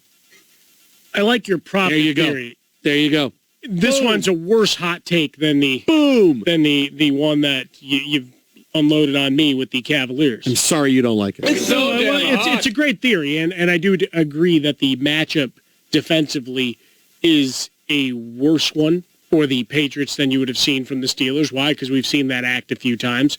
We've seen the Patriots dismantle it, as we've talked about. And I was doing the pregame fund yesterday before the Jaguars and Pittsburgh kicked off with Dan Byer on the network, and he was intrigued by it, calling for the Jags to upset Pittsburgh based on that. And part of it, just wanting the narrative. For me, I wanted to see the Jaguars win because I wanted to see things burn. Right? I like chaos between the white lines and giving Le'Veon Bell's demands, Roethlisberger, back and forth, the Todd Haley situation, all these things. It makes a much more interesting offseason in Pittsburgh with a loss to the Jaguars. Now, moving ahead to the next matchup, you get Burkhead back. Alan Branch, we're going to be monitoring him. I don't know that we've watched a defensive lineman's injury status as closely as we will this week in terms of trying to shut down Fournette and keep them at bay. I mean, that's one thing Pittsburgh didn't, and I think has gotten lost in all of the, let's talk about how silly the onside kick was. They forced 0 3-and-outs yesterday. It wasn't a great day. They did it. Jacksonville kept the ball moving. Yeah. You had four downs, right? So first down on the first play, and then 3-and-out thereafter. But no true 3-and-outs. and a lot of time coming off the clock. So for New England, it's imperative on the defensive side that they're able to force Bortles into 3rd and long and make sure the spy actually does his job when Bortles has to come out, and make sure that Yeldon is looked at on the defensive side. We know that the strength of the Patriots is not working against those corners. It's trying to find places down the seams where you got the backs flaring out. Gronkowski, I don't think gets shut down altogether. That's one of those. But with Burkhead back, getting the ball out quickly is going to be key for Tom Brady. Yes, it won't be a pretty game. I'm not looking for this for style points, but I'm not ready to say the Jaguars go in and roll in Foxborough and that Bortles doesn't make the mistake. See, but because we go for a month on one side where everybody's extolling the virtues of Bortles. Jaguar, I don't expect Bortles to throw for more than 150 yards, but he's not going to need to. All the points you make about the Patriots and what their plan to do is great, but it's not going to stop the fact that when Brady is pressured, he throws it early and low. Sure. Guys are going to be open. Guys are going to be there. But he's going to throw it, and Rex Burkhead and White and Deion Lewis going to turn around and go, why'd you throw the ball and hit me in the back? And Brady's going to go, you got to turn around faster, whatever the hell Brady likes to yell when it's his fault, but he wants to blame somebody else. That's just like every other quarterback that's ever thrown. Kale. You didn't train with Guerrero. Like that's why I threw it. Every other quarterback that has ever played in the National Football League that wasn't punched in the face by their linebacker. But Tom Brady's never been hotter. What happens to him? I see it. No quarterback that's elite changes. All you got to do, and not even drill him, just hit him a couple of times, and then just be around him. I mean, pawing at his legs, but that's all you need to do is be around him, and he will throw it early, and he will panic, because that's what he does. It's every game. Not every team can do it, but when teams can do it, that's what happens. Struggling. Go look at every playoff game the Patriots have lost. I guarantee you'll see it. I saw it in the Jets game last week of the season. The Jets were doing it to Brady. He was throwing it low, hitting guys. I'm going, God, if the Jets could only get 5 yards, they might be able to win this game. But no, they were still able to win when Tom Brady was awful. That's what's going to happen. And the Jaguars are actually good. Not so fast. Twitter at How About a Fresca, the Jason Smith Show with Michael Harmon, Mike at Swollen Dome. Coming up in 1 minute, my LeBron conspiracy theory after tonight. Who, me? Yeah, maybe a 7.5 on a scale of 1 to 10. But first, a guy whose updates are always 10 on a scale of 1 to 30. Wow. It is hey! Jeez, I thought we were bonding. It's Tom Looney. Okay. Coaching merry-go-round was underway today. Sportscasters with no thesaurus like to call it a coaching carousel. A few guys grabbed some brass rings. Who says life ain't easy for a boy named Patricia? The Detroit Lions will hire Patriots defensive coordinator Matt Patricia as their next head coach. Patricia, a man, has run the New England defense since 2012. New York Giants are going to hire Vikings offensive coordinator Pat Shurmur as the new head coach.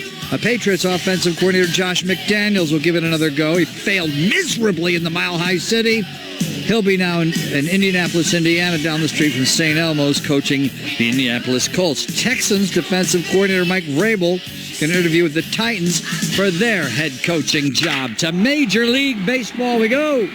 San Francisco Giants have acquired Pirates star Andrew McCutchen in a big trade. And one NBA game tonight. Most of the MLK games today were during the day, as they normally are, an MLK day. But tonight we do have one game in progress as my lips are moving, as they always are. End of the third quarter. Clippers in front of the Rockets, 92-48 at Staples Center. No just Staples Center, like flock of seagulls. Now, back to two guys who bring it, give 110% every night of the week. No caveats or comedy, Jason. Just a simple compliment for Jason Smith and Michael Harmon on Fox Sports Radio. I really got you with that scale of 1 to 30. Yes, you did. Thank you, Mr. Looney. We're live from the Geico Studios. Call 1-800-947-AUTO. Find out how much you could save on auto insurance. So here's my LeBron conspiracy theory after tonight. Who, me? Warriors beat. You got to get a new one. Tight shirt. You got to get a new one. Got to get a new LeBron. Oh, man, every 5 minutes is a new audience. Come on, man. But, I mean, it's been me for like 2.5 years with LeBron. All right, I'll call him. I mean, come on, man. I need something else. It's really good. It's a really good one. I'm going to come back to the not 2.5 years, man. It's been 2.5 years. You need to do one. All right? The Phil Jackson no is pretty well. It's only been a couple of months, but come on. Is it the playoffs yet? Phil, go back to sleep. We're not talking about the Knicks. I think we know what we're doing. Yes, the Knicks won tonight. Ntilikina almost had a triple-double in 20 minutes. Now go back to sleep. You're up to date. I think it's a matter of trust and a matter of rebuilding the trust that we've had. And, yes, I have talked to Kobe, and he called me this morning and congratulated me on the job. Phil, go back to sleep, please.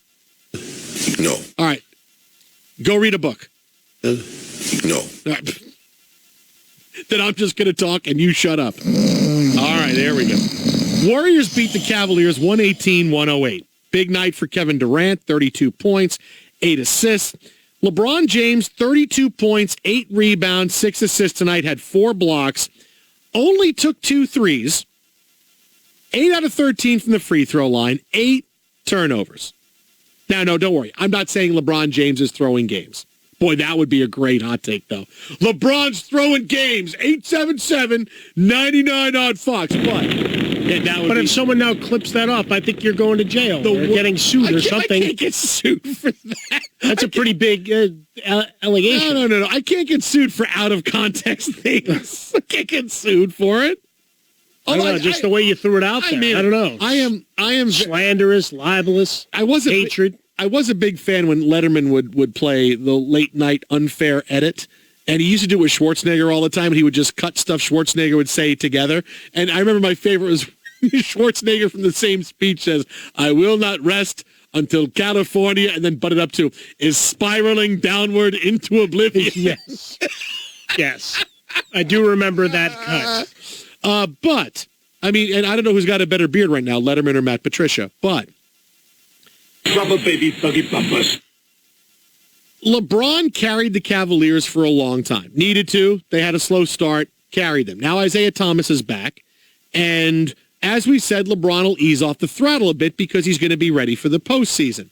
But let me throw this at you tonight. After tonight, in which he had 8 turnovers, didn't take any threes really, missed some free throws, let me just throw this out there. LeBron knows the Cavaliers need to make a big deal at the deadline, whether it's DeAndre Jordan, whether it's somebody else. We need to make a move if we're going to compete with Golden State. If LeBron had kept taking over games the way he had up until right before Isaiah Thomas came back, the Cavaliers would still be winning.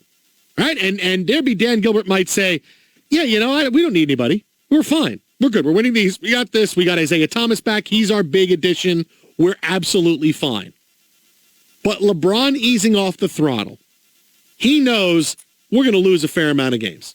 Right? We don't need to be first in the Eastern Conference. We're still going to be the best team, and they're going to get back to the finals. But if we lose some games, and I start talking about changes we need, that's going to make everybody realize, we do need change. We do need better players because suddenly now, okay, we're losing a couple more games than we expected. We're losing games to teams we didn't think we'd lose to. We lost to the Warriors here. Here's a game many people saw, and LeBron turned it over a lot. And this is going to convince Dan Gilbert and company and put the pressure on them. You have to go out and get somebody big. Yeah, I don't want you to feel we can rest on our laurels and think when Isaiah Thomas gets rolling, we'll be unstoppable, because maybe we won't be. Whether it's DeAndre Jordan, somebody else, LeBron wants the Cavaliers to go out and make a move. So he's stepping off the throttle a little bit, knowing full well we're going to lose a few games, but that's okay because that's going to make us and convince everybody, Dan Gilbert and company, we need to go out and make a move. He'll give the blessing for absorbing salary, whatever it is. We'll go out and get the player we need at the deadline to go compete and win this season. And you gave me a 7.5 on a scale of 1 to 10 in that conspiracy theory. No, I enjoy it immensely for a number of reasons. Not the least of which is Dan Gilbert and company have to be looking around the boardroom and in each of their meetings trying to determine, all right, if this is the last hurrah with LeBron, are we just going to go as is, or do we push all into the center of the table? Hoping that it may have a domino effect. And look, we always have to wonder what their relationship really is, right? The uneasy, relationship, or as it's been described, that even though LeBron went back to Cleveland, that they still are at arm's length. Whatever the truth is of that relationship, you're still looking at, for Gilbert, as, all right, if we can win and we get an asset that's here for a couple of years with a contract that's locked up, does that maybe entice LeBron to stay and continue to pile up here versus truly exploring free agency? So there's two things working. Not only do you want to win now, appease LeBron and try to make sure you shore things up, but you're trying to figure about the future because one of your only assets to trade is your top pick for the 2018 draft. So now it's are we all in? Do we have an inkling that LeBron's out? Because if he's leaving anyway, do we just say, okay, forget it. We'll win if we can win, but we need that piece going forward for marketing and sales and to compete, kind of. We all know Rome wasn't built in one day. Right, because the East isn't as easy as it was last year. It was them and the Celtics. No, and now the Knicks. And you kind of chuckle. 3 games under 5. Sorry. Well, but on any given night, they might give you a run and fight you. But you're looking at Boston. You're looking at Toronto. You look at Miami playing good basketball. Washington with their backcourt. And even Indiana 3-0 against them in the regular season. You look at Milwaukee with Antetokounmpo, when he's not wearing the Packers jersey that they gave him, he can still make things happen. And even Detroit, they've slumped off, but they had started the season hot. So the East, much more difficult to navigate, that it's not necessarily a walk in the park to the NBA Finals again along the way. So for Dan Gilbert, I think your conspiracy theory holds weight because it just ratchets up the heat a little bit, saying, okay, let's make management a little uncomfortable because now they have to look at both ends of the spectrum for the next 4 months versus the long haul. Uneasy. I like it. I'll ease off the throttle. It'll make us get a guy at the deadline. LeBron James, yo. I know LeBron's a guy. throwing games. 877-99 on Fox. Twitter at How About a Fresca, the Jason Smith Show with Mike Harmon. Coming up next. Well, I'm the king. You are going to hear a phenomenal story about Marcus Williams, the GOAT, and I don't mean greatest of all time, of the NFL playoffs. That was told earlier tonight here on the show by Jay Glazer. Trust me, you want to hear it. It's next on Fox. And may God bless California.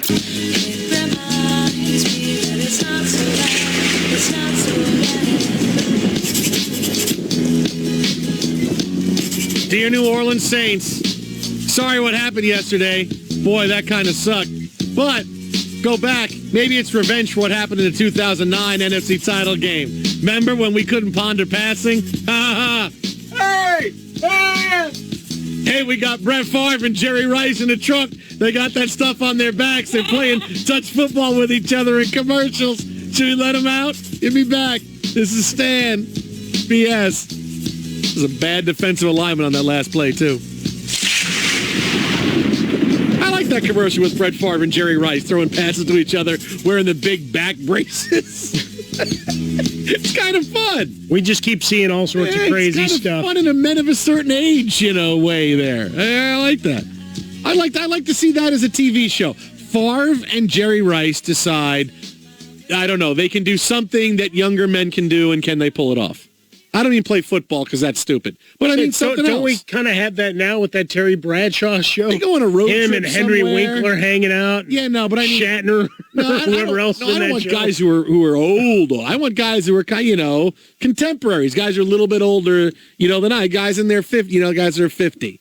That's what I want. And they're sitting around deciding which supplement they're going to use. Sure, that's what I want. Contemporaries. I don't want to. Isn't that like Legends House on the WWE network? Isn't that really kind of where you're heading with this? Let's get them all in a room. Or the Heisman House ads. I mean, we already had that. Hey, here's Tebow. Hey, look, Tebow's the only one that's still in shape. I'm so excited. Tebow and Jason White are the only ones that are in shape. I'm very excited. Nobody knows who the hell Jason White is. That's right. Oh, he won the Heisman? Never heard of him. Hey, $50 an inscription. Yeah. Marcus Williams getting all the blame, and rightfully so, for the botched final tackle, the miracle in Minneapolis, or the Minneapolis miracle from a day ago that put the Vikings in the NFC Championship game. We talked about that play with Jay Glazer, NFL on Fox, earlier in the show tonight. And he told us a great story about Marcus Williams when I said, Jay, He's going to think about this play for the rest of his life. And Jay had a really interesting story about the guy who blew the tackle. Sean Payton sent his secondary out here to train, and then we trained the entire Saints team for 6 weeks.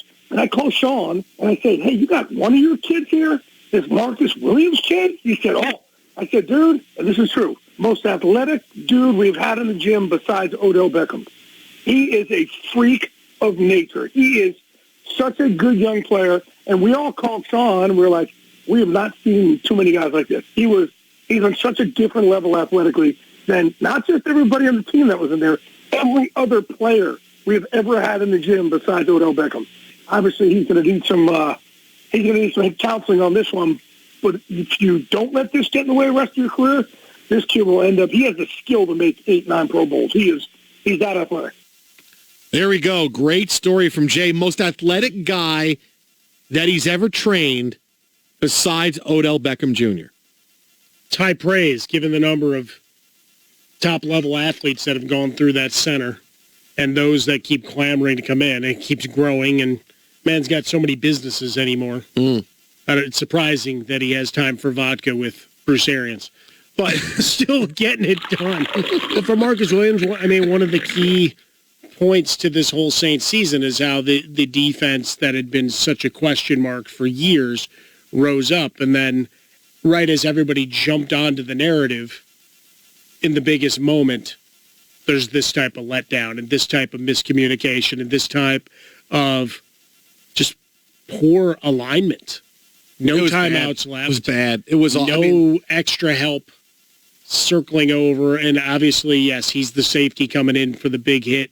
And the way they ran the route with two receivers along that sideline certainly confused some things. But knowing your angles and knowing your opportunities, this is the biggest spot. And it doesn't go away, right? Of all your big moments in NFL history, the better story is always in the losing locker room, and it is, of course, here.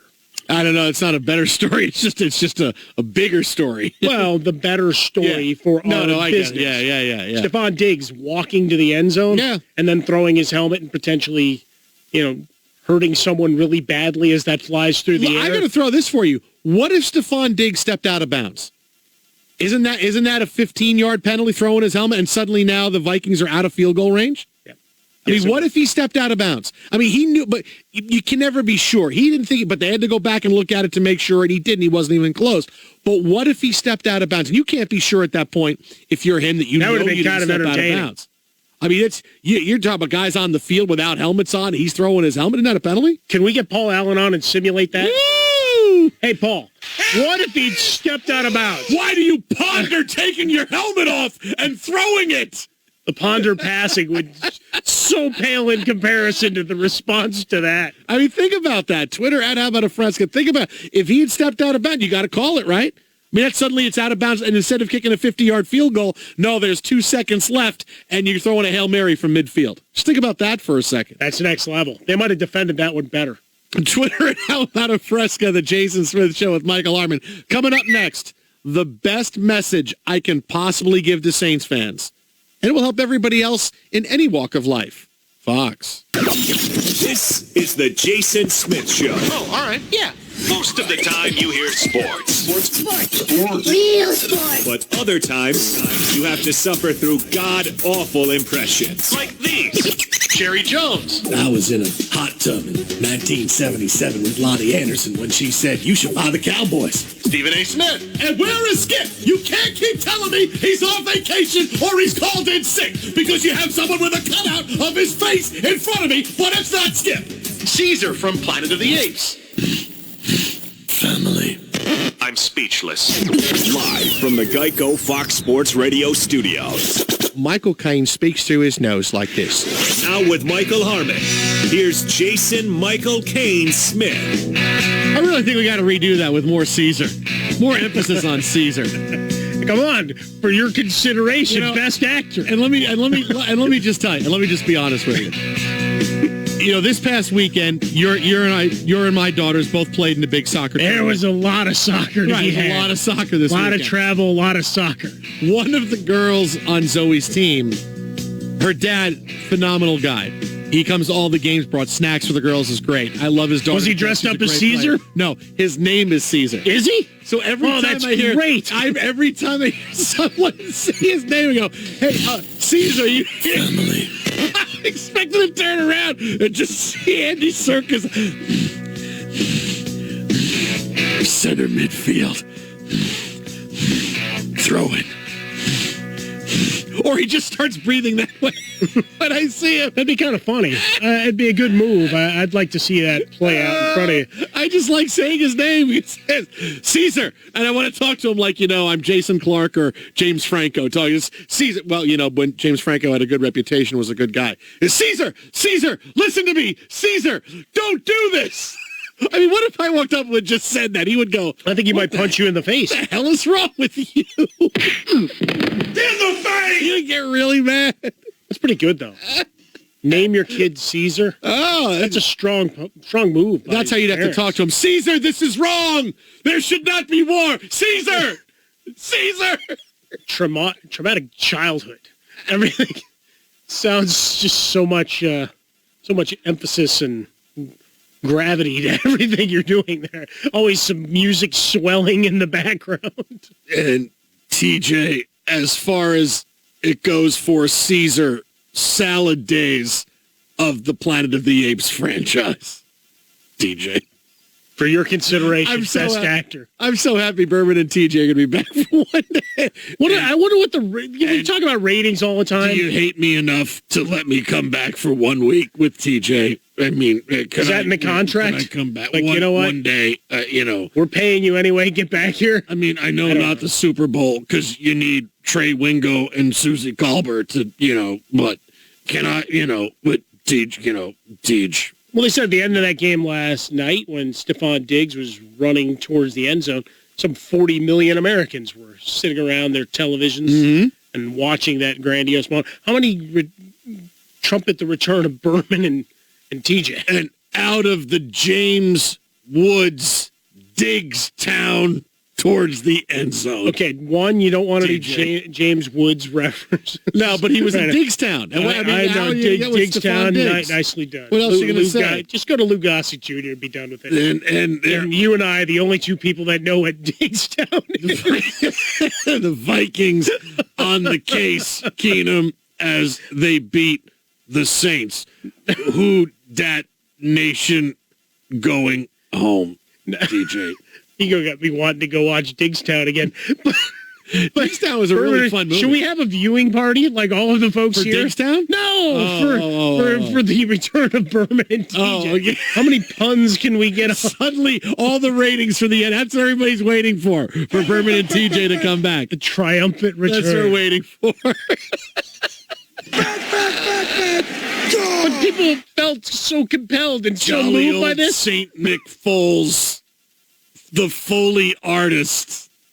But so many people Foleying his way to victory. You want to get an Axel Foley in while you're at it? And DJ, the Eagles, no foreigners to the NFC title game. Nick McFoley, Foleying his way. Hot-blooded is the Eagles. That's it. DJ. Normally we get the random screaming from executive producer Justin Frostberg. Here, you hit a point where Tyshirt had enough. I don't know that you've ever had Tyshirt just say, stop, before. As the word association game that's pretty continued. good, though. I was just more thinking the lot of us together to watch Berman and TJ, that it might be funny, and we'd set an over-under before someone throttled you. He's had a year to think of new nicknames. How about that? I mean, I can't wait when he comes for Case Keenum. I mean, it's good. And a cold Case Keenum in the first half, TJ. All right, I'm about to stab you with this pen. TJ. Now I have a message for all the Saints fans. Do you need some music under this? No. To give it some, really... You know what we need, though? We need friend of the show, Paul Allen, to describe the play once again. Oh, okay. So we can understand just exactly what we're talking about. 10 seconds to go. 24-23 Saints. Vikings at their own 39. It's third down. Three receivers right, Thielen left. Marshawn Lattimore 12 yards from Adam. Case on a deep drop, steps up in the pocket. He'll fire to the right side, caught by Diggs. Stay up! Oh, he got loose! Oh, my God! 30! 10! Touchdown! Are you kidding me? It's a Minneapolis miracle! Stephon Diggs and the Minnesota Vikings have walked up on the New Orleans Saints. It's a 61-yard Minneapolis miracle. Vikings Radio Network on the call. I think Paul Allen's got to patent that Minneapolis miracle before too many T-shirts get printed off. I don't think he had enough time to trademark that. So the play we're talking about, Marcus Williams blowing the tackle. We'll have more on the tackle itself coming up in about 15 minutes. But here's my message for Saints fans. You will never get over this play. Wow, that's a big thesis statement right there. Never get over this play.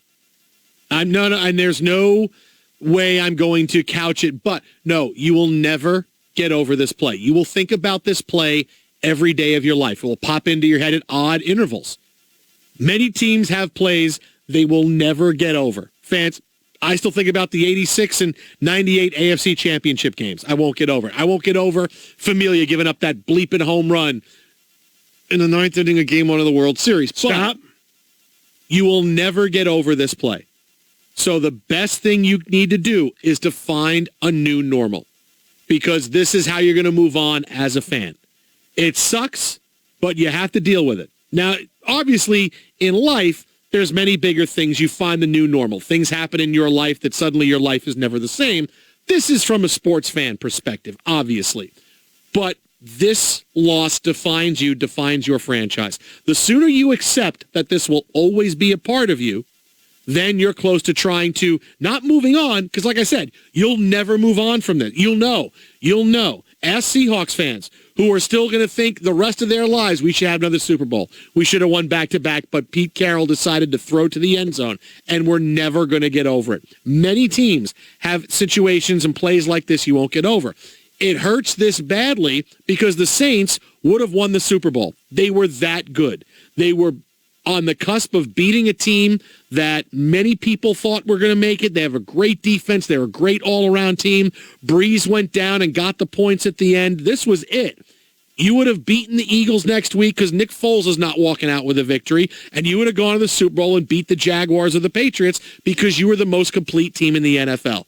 That's why this stings, and that's what's going to happen, because you will deal with this for the rest of your life. If you're an older fan, it won't hurt as much because you have other pressures in your life. You have. I really thought you were going to say as long. No. And you were counting on the sleep. No. You have mortgages and you have things to deal with in life. And you have kids in college. But if you're a younger fan and this is it, and this is going to consume you because this is what you're going to think about. Like I said, many other fans can I'm getting a lot on Twitter. I'm still over this game and this game and this game. It's who you are. I mean, that's the most true thing I can tell you. I can't just brush stuff away and go, oh, it's going to be great. You'll wake up tomorrow, you're over it. No, you're not over it. And if you say you're not over it right now, it's because you're still in shock. You will never get over this. You will see this play. You will hear about it. It will always, every day, it will pop into your head at some point. Maybe just for a second, sometimes for 5 minutes. Sometimes you're talking about it with a friend, whatever it is, that play will pop. You just have to realize it's part of who you are, and you have to move forward. Find that new normal, because that's where you're going to be. Well, you're always going to be reminded whenever you see another picture of Drew Brees of how it all went horribly wrong as he's turning 39 with an uncertain future, saying all the right things in terms of his comments post-game and going forward about the nucleus that's been built. But you mentioned Seattle. I mean, think about how quickly that window closed. Or as much as you've got Russell Wilson and you say, okay, we have the quarterback, now figure the rest out. There's a lot to figure out in Seattle right now. I mean, you're changing coaches. You got a number of players from that vaunted defense that are either retiring or moving on to other places. You have the Jeremy Lane, who may or may not have been back anyway. Now he's in trouble with the law. I mean, you've got so much going on that when you look at the Saints, you're one play, you're one tackle from moving on to the conference title game. I don't dismiss Nick Foles quite so quickly like you. Nah, You've decided you've got a hate thing with Nick Foles. You tried to tell me how great the Falcons were. Not so fast, my friend. No, they held them to 15 points. 15 points, Falcons should have. And the Eagles held them to 10. First and goal at the 9. 7 of which were a gift off a muff punt. Oh. And gift wrap. TJ, the Matty Ice flow breaking off the Arctic shelf and into the turf on 4th down. TJ. Terrible play design, by the way. If we want to go into, hey, let's cut off half the field and stare down our receiver the entire time. And Julio Jones, even if he caught it, he comes down out of bounds. Bad job. Bad job all around. I mean, Falcons fans, they're going to be replaying that. They're living with last year's losing a 28-3 lead and blowing the Super Bowl. They're going to live with that forever. You need to find the new normal. Falcons fans, we're over it. We're on to the next. No, you are going to live with that forever. Got to find a new normal. Accept it. You have to accept that things are never going to be the same because of this sports-wise, and then you can find your way to peace. It's never going to be great. It's never going to be incredible because, I forgot, unless you somehow find a way to excise it from your memory, and you have like a trigger word that makes you not think about it, which I would love to do for some. We can work games. into that. Yeah. Maybe it's like stirring a cup of tea or something would help. Like in Get Out? You just stir in the tea? Well, I didn't want to spoil it, so I wasn't going to name them. It's been out a while. People can see it. What is that? Was that? You blew it! What is that? Pouring tea? Yeah. It could have been. You have to pour tea before you stir tea. No, I know, but where's the stirring tea sound effect? But then if I do that, isn't Lil B going to curse me? No. That's a Catherine Keener, not the Lil B. Stirring it up? No. I don't know. It's okay. No, you have to be eating it. You have to be eating it. Okay, it's all a world of hurt. You don't just, the stirring is what, no, but you have to be eating it. That's what it is. That's the cooking. Yeah. So that's how we you're work those spooning two and together. eating. That's the one. That's a W. No, that's something different entirely. Oh, okay. That's absolutely. He didn't do many of those. Twitter at How About a Fresca, the Jason Smith Show with Michael Harmon, live from the Geico Studios. Coming up next, if you want to blame Marcus Williams, that's fine. But we'll tell you what is exactly at the root of the Minneapolis miracle. That's next on Fox.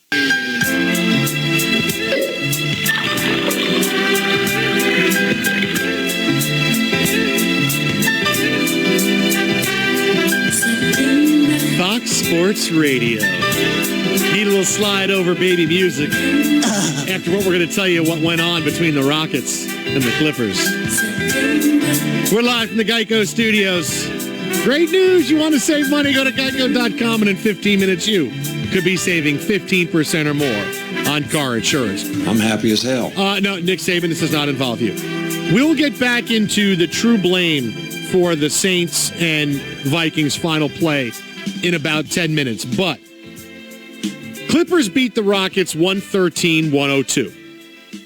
And there was a huge dust-up in this game where we nearly saw many different fights. And this a lot of anger. Yeah, because Blake Griffin gets called on an elbow on a play late in this game. It's not Blake's fault. It's not on Blake. And tempers flare to the point where Chris Paul gets in Blake Griffin's face with the basketball. He has to be separated from Blake Griffin. Jerry West comes down out of the stands, standing on the Clippers sideline. I'd love to see Jerry West get in there and start throwing punches. I'm Mr. Clutch! Come here! And then, bam, he just starts hitting people. But I think my favorite part of this was the fake tough guy move by Mike D'Antoni. So much so it's my favorite fake tough guy move. I got to respect it. Because I don't respect fake tough guy moves. I never respect them. Hate fake. But I like this. Maybe because, I don't know why, but I'm unpredictable. Sometimes you just take a left turn on me, and I'm not quite sure where it comes from. While there's a skirmish on the floor, it's about 3.5 minutes to go in the fourth quarter when this happens. And the players are being separated a little bit, and Chris Paul is yelling because he hates Blake Griffin. Mike D'Antoni, from the sideline, yells, "Blank you!" at Blake Griffin. You can see it clear as day. Oh, yeah. In the video. And he was mugging him the entire time. Yeah. What a fake tough guy move, because he knows Blake Griffin's not going to go fight him, although Blake Griffin has thrown punches in restaurants before. No, but that was That was nothing. That was it's still such a fake tough guy move going down. You're not going to come and beat me up. I'm going to yell, Blake, you! Right in your face. No way Blake Griffin missed it. And Mike D'Antoni yells it because he knows he's not going to come fight me. I'm an old coach. Yeah, Blake Griffin, that's not going to happen. But I kind of respect that because I kind of dig Mike D'Antoni yelling that. A lot of jawing, a lot of anger. D'Antoni, the Jerry West coming down from the side, from the stands.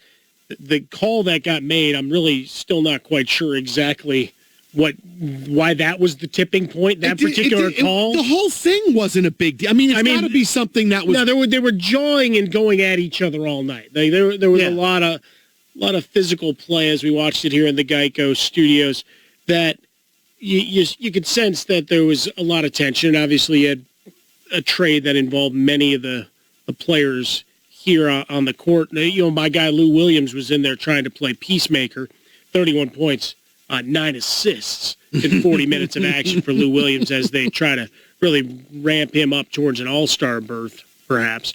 But the play that keeps getting replayed is Blake Griffin going into the low post with Chris Paul on him, and they're just banging down towards the basket, but there's nothing huge, right? There's not a big elbow flying anywhere from one or the other, or a shot to the solar plexus. This is all. I love that solar plexus. That? None of that at all. And they start looking for the foul call to be on the ground as opposed to the bogus Magic Johnson-like continuation call that Blake Griffin gets.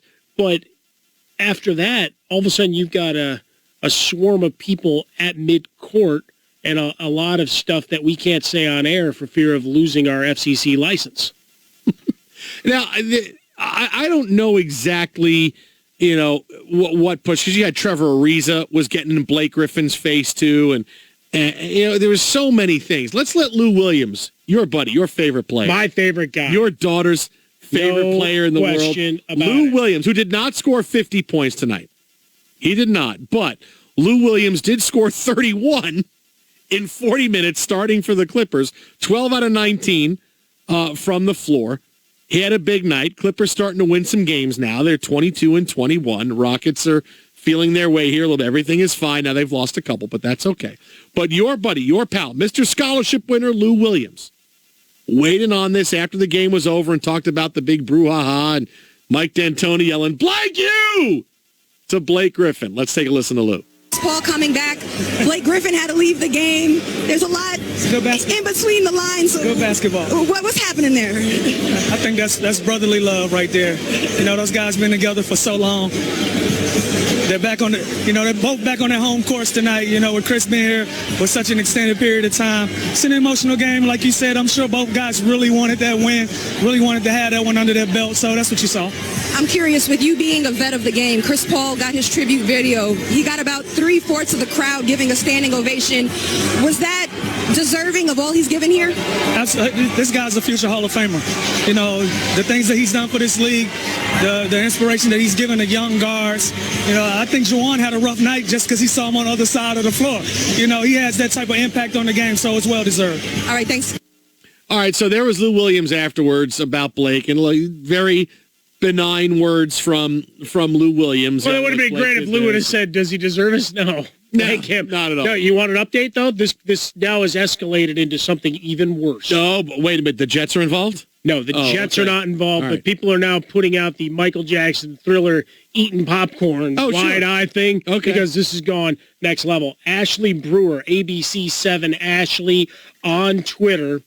So ABC Los Angeles sportscaster. Chris Paul walked into the locker room very upset. James Harden tried to reason with him, and it turned physical. Oh! She followed it up by saying, we now have a fight in the Rockets locker room where extra security has been called. Whoa! So, no holds barred. It escalated quickly. You thought it was bad on the court. No. The real story. Once they get behind the closed doors, where's Mean Gene?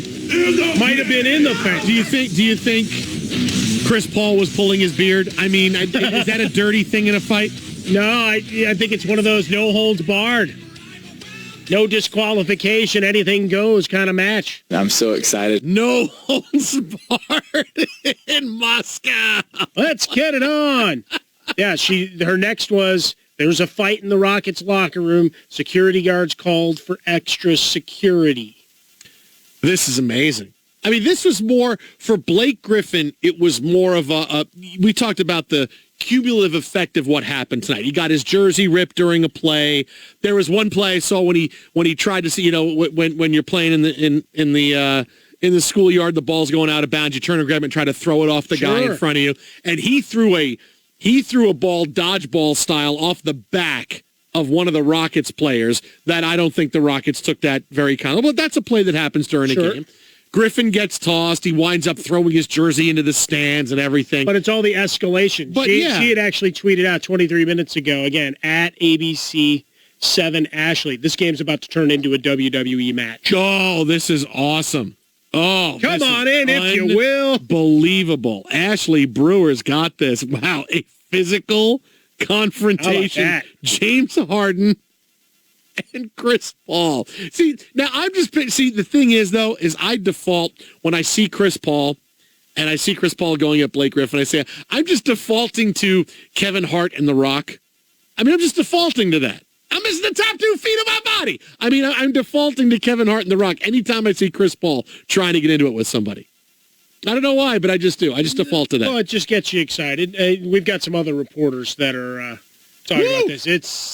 This seems like this is going to carry into the night. You thought oh my goodness, the fun and excitement of what happened between the Vikings and Saints. Yeah, that's out the window now. Yeah, it's done. Twitter at How About a Fresca, the Jason Smith Show. We got more coming up in a minute, but first, here's what's trending. Last NBA game of the night, a chippy game in Los Angeles, California. The Rockets and the Clippers. Williams brings it ahead. Blake Griffin backs down against Chris Paul. Go to the hole, score, basket counts, and he's fouled. A very flavorful score for Blake Griffin against Chris Paul. And they're face-to-face. Had to be broken up by Ariza. Fox Sports Radio, full of talk show hosts who love losers. And we now forge forth into the night with a Mets fan and a White Sox fan. Jason Smith and Michael Harmon. Where's our song? Fox Sports Radio. Where's our song? Where's our end of the night? There we go. Very nice. Kenny had been given the night off, I think. No. Alex was on Tinder, and there was a hot chick with very large personality. What are you talking about? No, our technical engineer. No, I think that it was the other term, not the technical engineer. Tinderella was busy. No, not it. Oh, Chris Paul is talking. Look at that. Chris Paul's going to be talking. I can pot it up for you if you want. Yeah, that's NBA TV, right? Can we go to Chris Paul? I don't know. I was actually talking to my coach about the defense. You know what I mean? Like I've said before, I had 6 great years here. Great to see a lot of familiar faces. Tough loss. Chris, did it feel like a different game for you coming back and playing here at Staples Center against your former team? I know you could tell some of those old Rockets guys it was a little more intense for them. Somewhat. You know what I mean? They played hard. They played with a lot of energy. We couldn't slow Lou Will down, and we got to be better. Blake. All right, so we'll wait and see what Chris Paul has to say about this. Now, that's the beginning of his press conference. Hasn't been asked yet about the fight. But let me just ask you this. There's so much out of this. Go ahead. things that are okay during a fight and not okay during a fight. Chris Paul fighting with James Harden in the locker room, right? We talked about the beard pulling. I don't think that's legit in a fight. No, I think it's okay. I don't think it is. Look, it's kind of like pulling the hair of someone to tackle them. It's no. If the hair's there, look. If that's all, no. But if that's all you can get your hands on, right? People always brought that up. When Troy Polamalu would make an interception, he'd get dragged down by his hair. It's like if you're going to wear your hair that way, you're opening yourself up. It's just it becomes part of the uniform. All right, now let me ask you this. Yeah. Now you know this part of it now. Is it bad form if someone has video of this and puts it up online? If it's a Rockets player. What if somebody in the locker room has the video if they leak it and out? It goes up? It's a good question. Is it bad? I mean, because I know we as we're breaking this down and we're following the timeline here, we know that media was in the locker room awaiting their ability to talk to players and were asked to leave. And now you look at Chris Paul and other members of the team, they're outside the locker room. Now, I'll ask you this in terms of fighting. All right. According to the official Twitter site, Clipperholics, this is it is a blue check mark. That's the official site? Clipper site of the fan-sided network. So fan-sided. So this is they've got a blue check. Let's just call Clipper Darrell. He comes on the show with us. Let's just call Clipper Darrell. Clipperholics. FS. We should Clipper Darrell. What happened? No, sources. They have this out. Sources from the Clippers are telling us that Rockets players tried to rush the Clippers locker room, and security is called. So this is now like a Russian nesting doll. Oh yeah, there's Aditi Kinkabwala was on with us yesterday, and she used that analogy. So I'm going to give her credit for planting it in my brain. Sure, that I now use it here. But this story now has a lot of layers. I could have gone onion and said it stinks from the inside. But I think the Russian nesting doll is better because then you have a little Blake Griffin and a little Chris Paul and Mike D'Antoni yelling blank you at the end with a little thing that we can insert a chip that he screams it at you.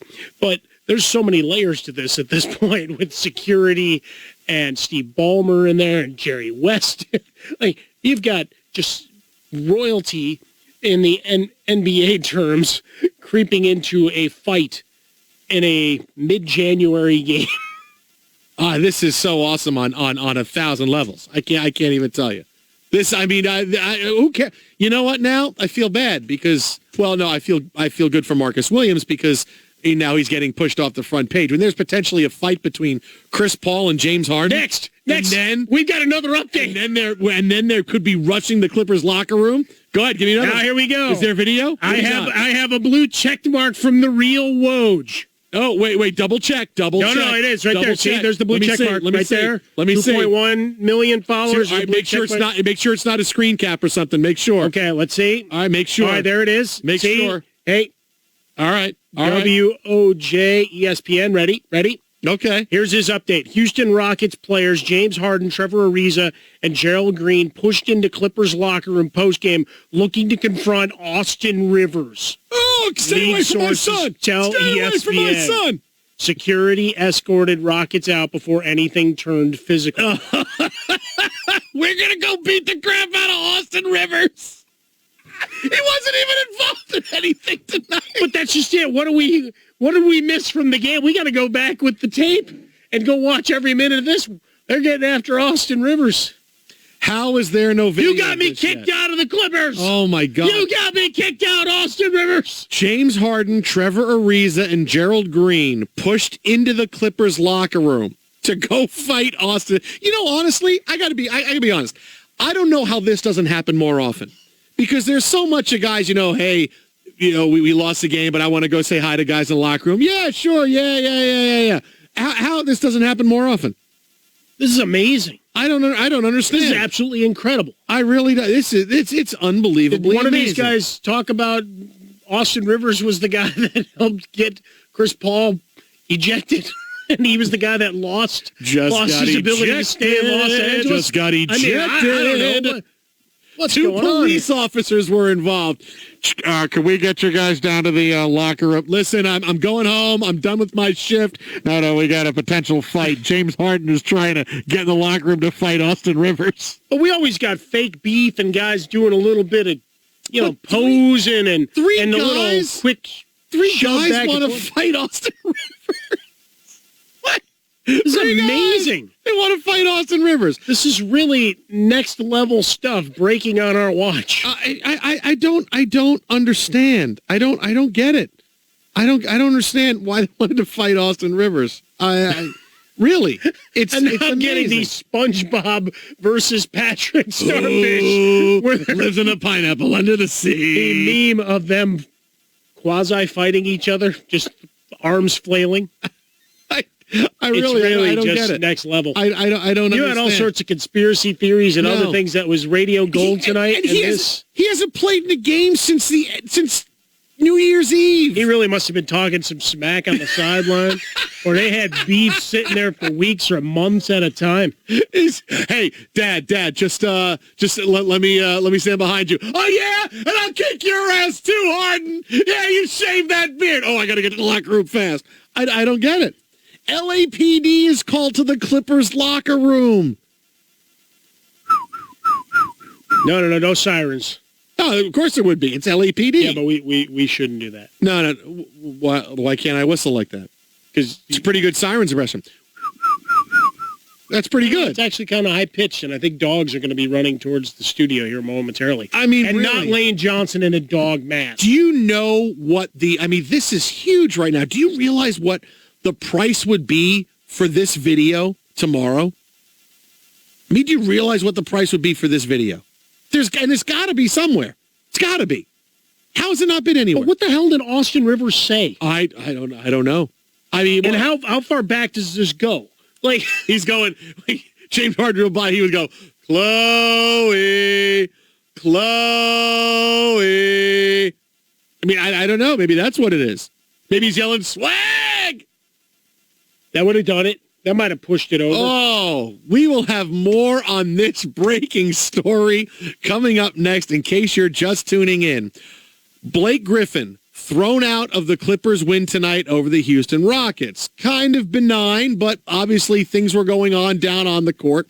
Griffin threw the ball off one of the Rockets players, dodgeball style, to save a ball from going out of bounds. He had his shorts ripped. He got called for an elbow. Mike D'Antoni is yelling blank you at Blake Griffin. Jerry West is down out of the stands, ripping off his shirt like Hulkamania is running. Wow, he was ripping off his shirt, but he was down in the sidelines. No, it makes for a good visual. Adds layers to the story. And then we get a story that James Harden and Chris Paul were physical in the locker room of the Rockets, and that now Harden, Trevor Ariza, and Gerald Green got into the Clippers locker room, and they wanted to fight Austin Rivers.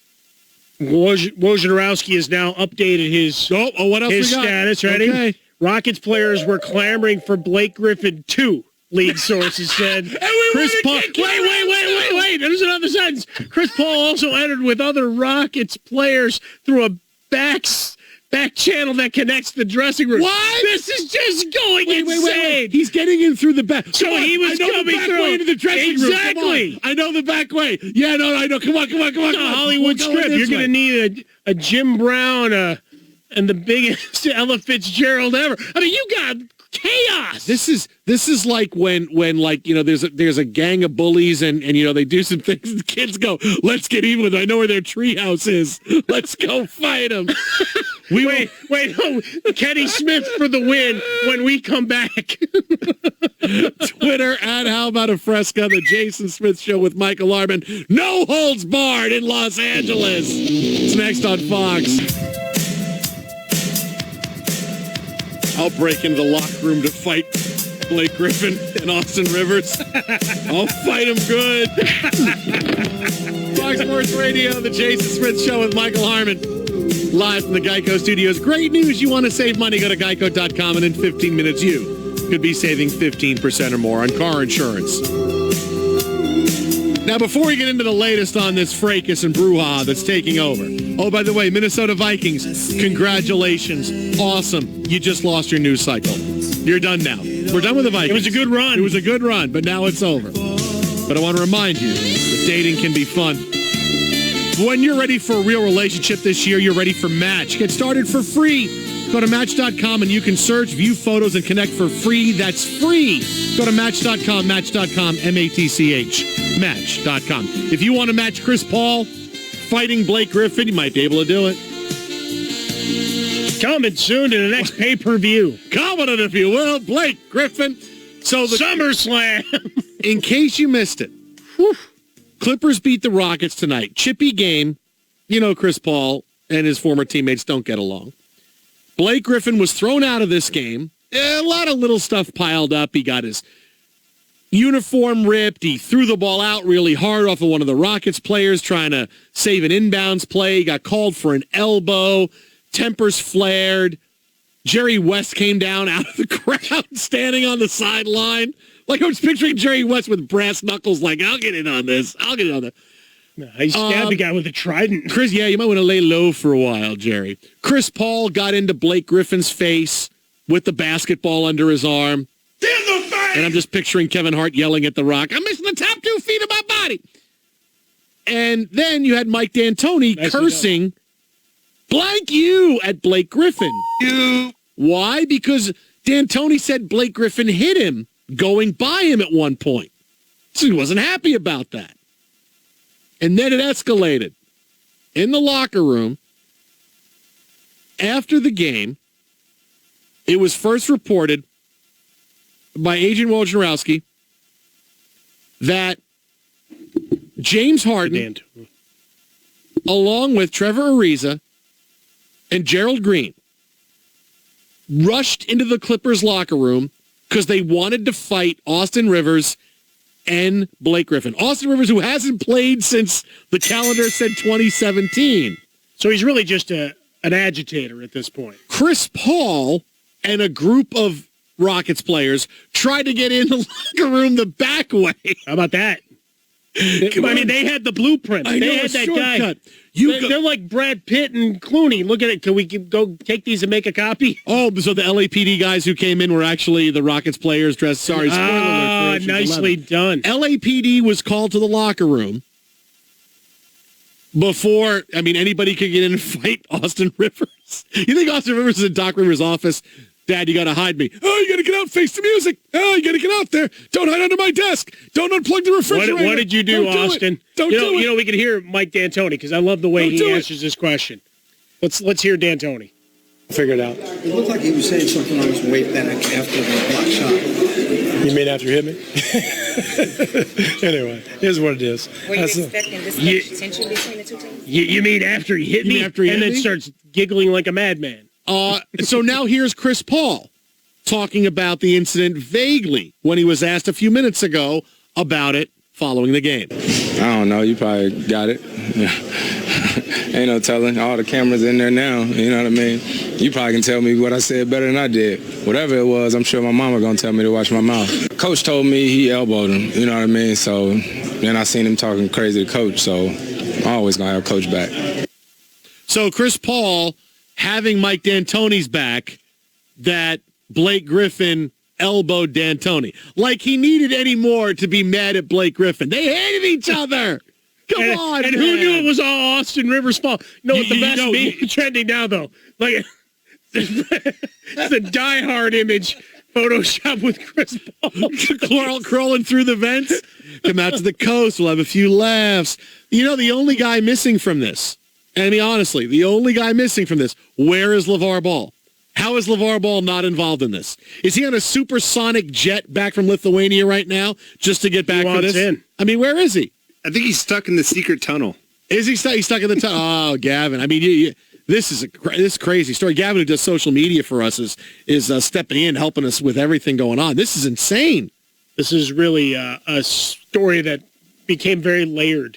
Right here, it's one thing when we're sitting here in the Geico studios, like, it's getting chippy. Guys are shoving. All right, there's technicals. There's a ripped jersey. Temper's starting to flare. Now the coaches are getting into it. But then you start hearing the aftermath and how this spills over. I can't wait to see the laundry list of fine numbers that come out of this and the full NBA investigation. I don't know. I don't know what else to say about this. I mean, other than this, I know whoever has video of this will be a near millionaire in the next 12 hours. You could sell this video right now for $500,000.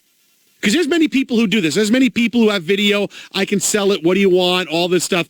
If someone's got video of this, you call ESPN, somebody, $500,000, they'll say, screw it, cut the check. We got to have the video. Well, what the hell was in the water today? Because you had the Ben Simmons and Kyle Lowry exchange earlier of let's go meet in the hallway and fight.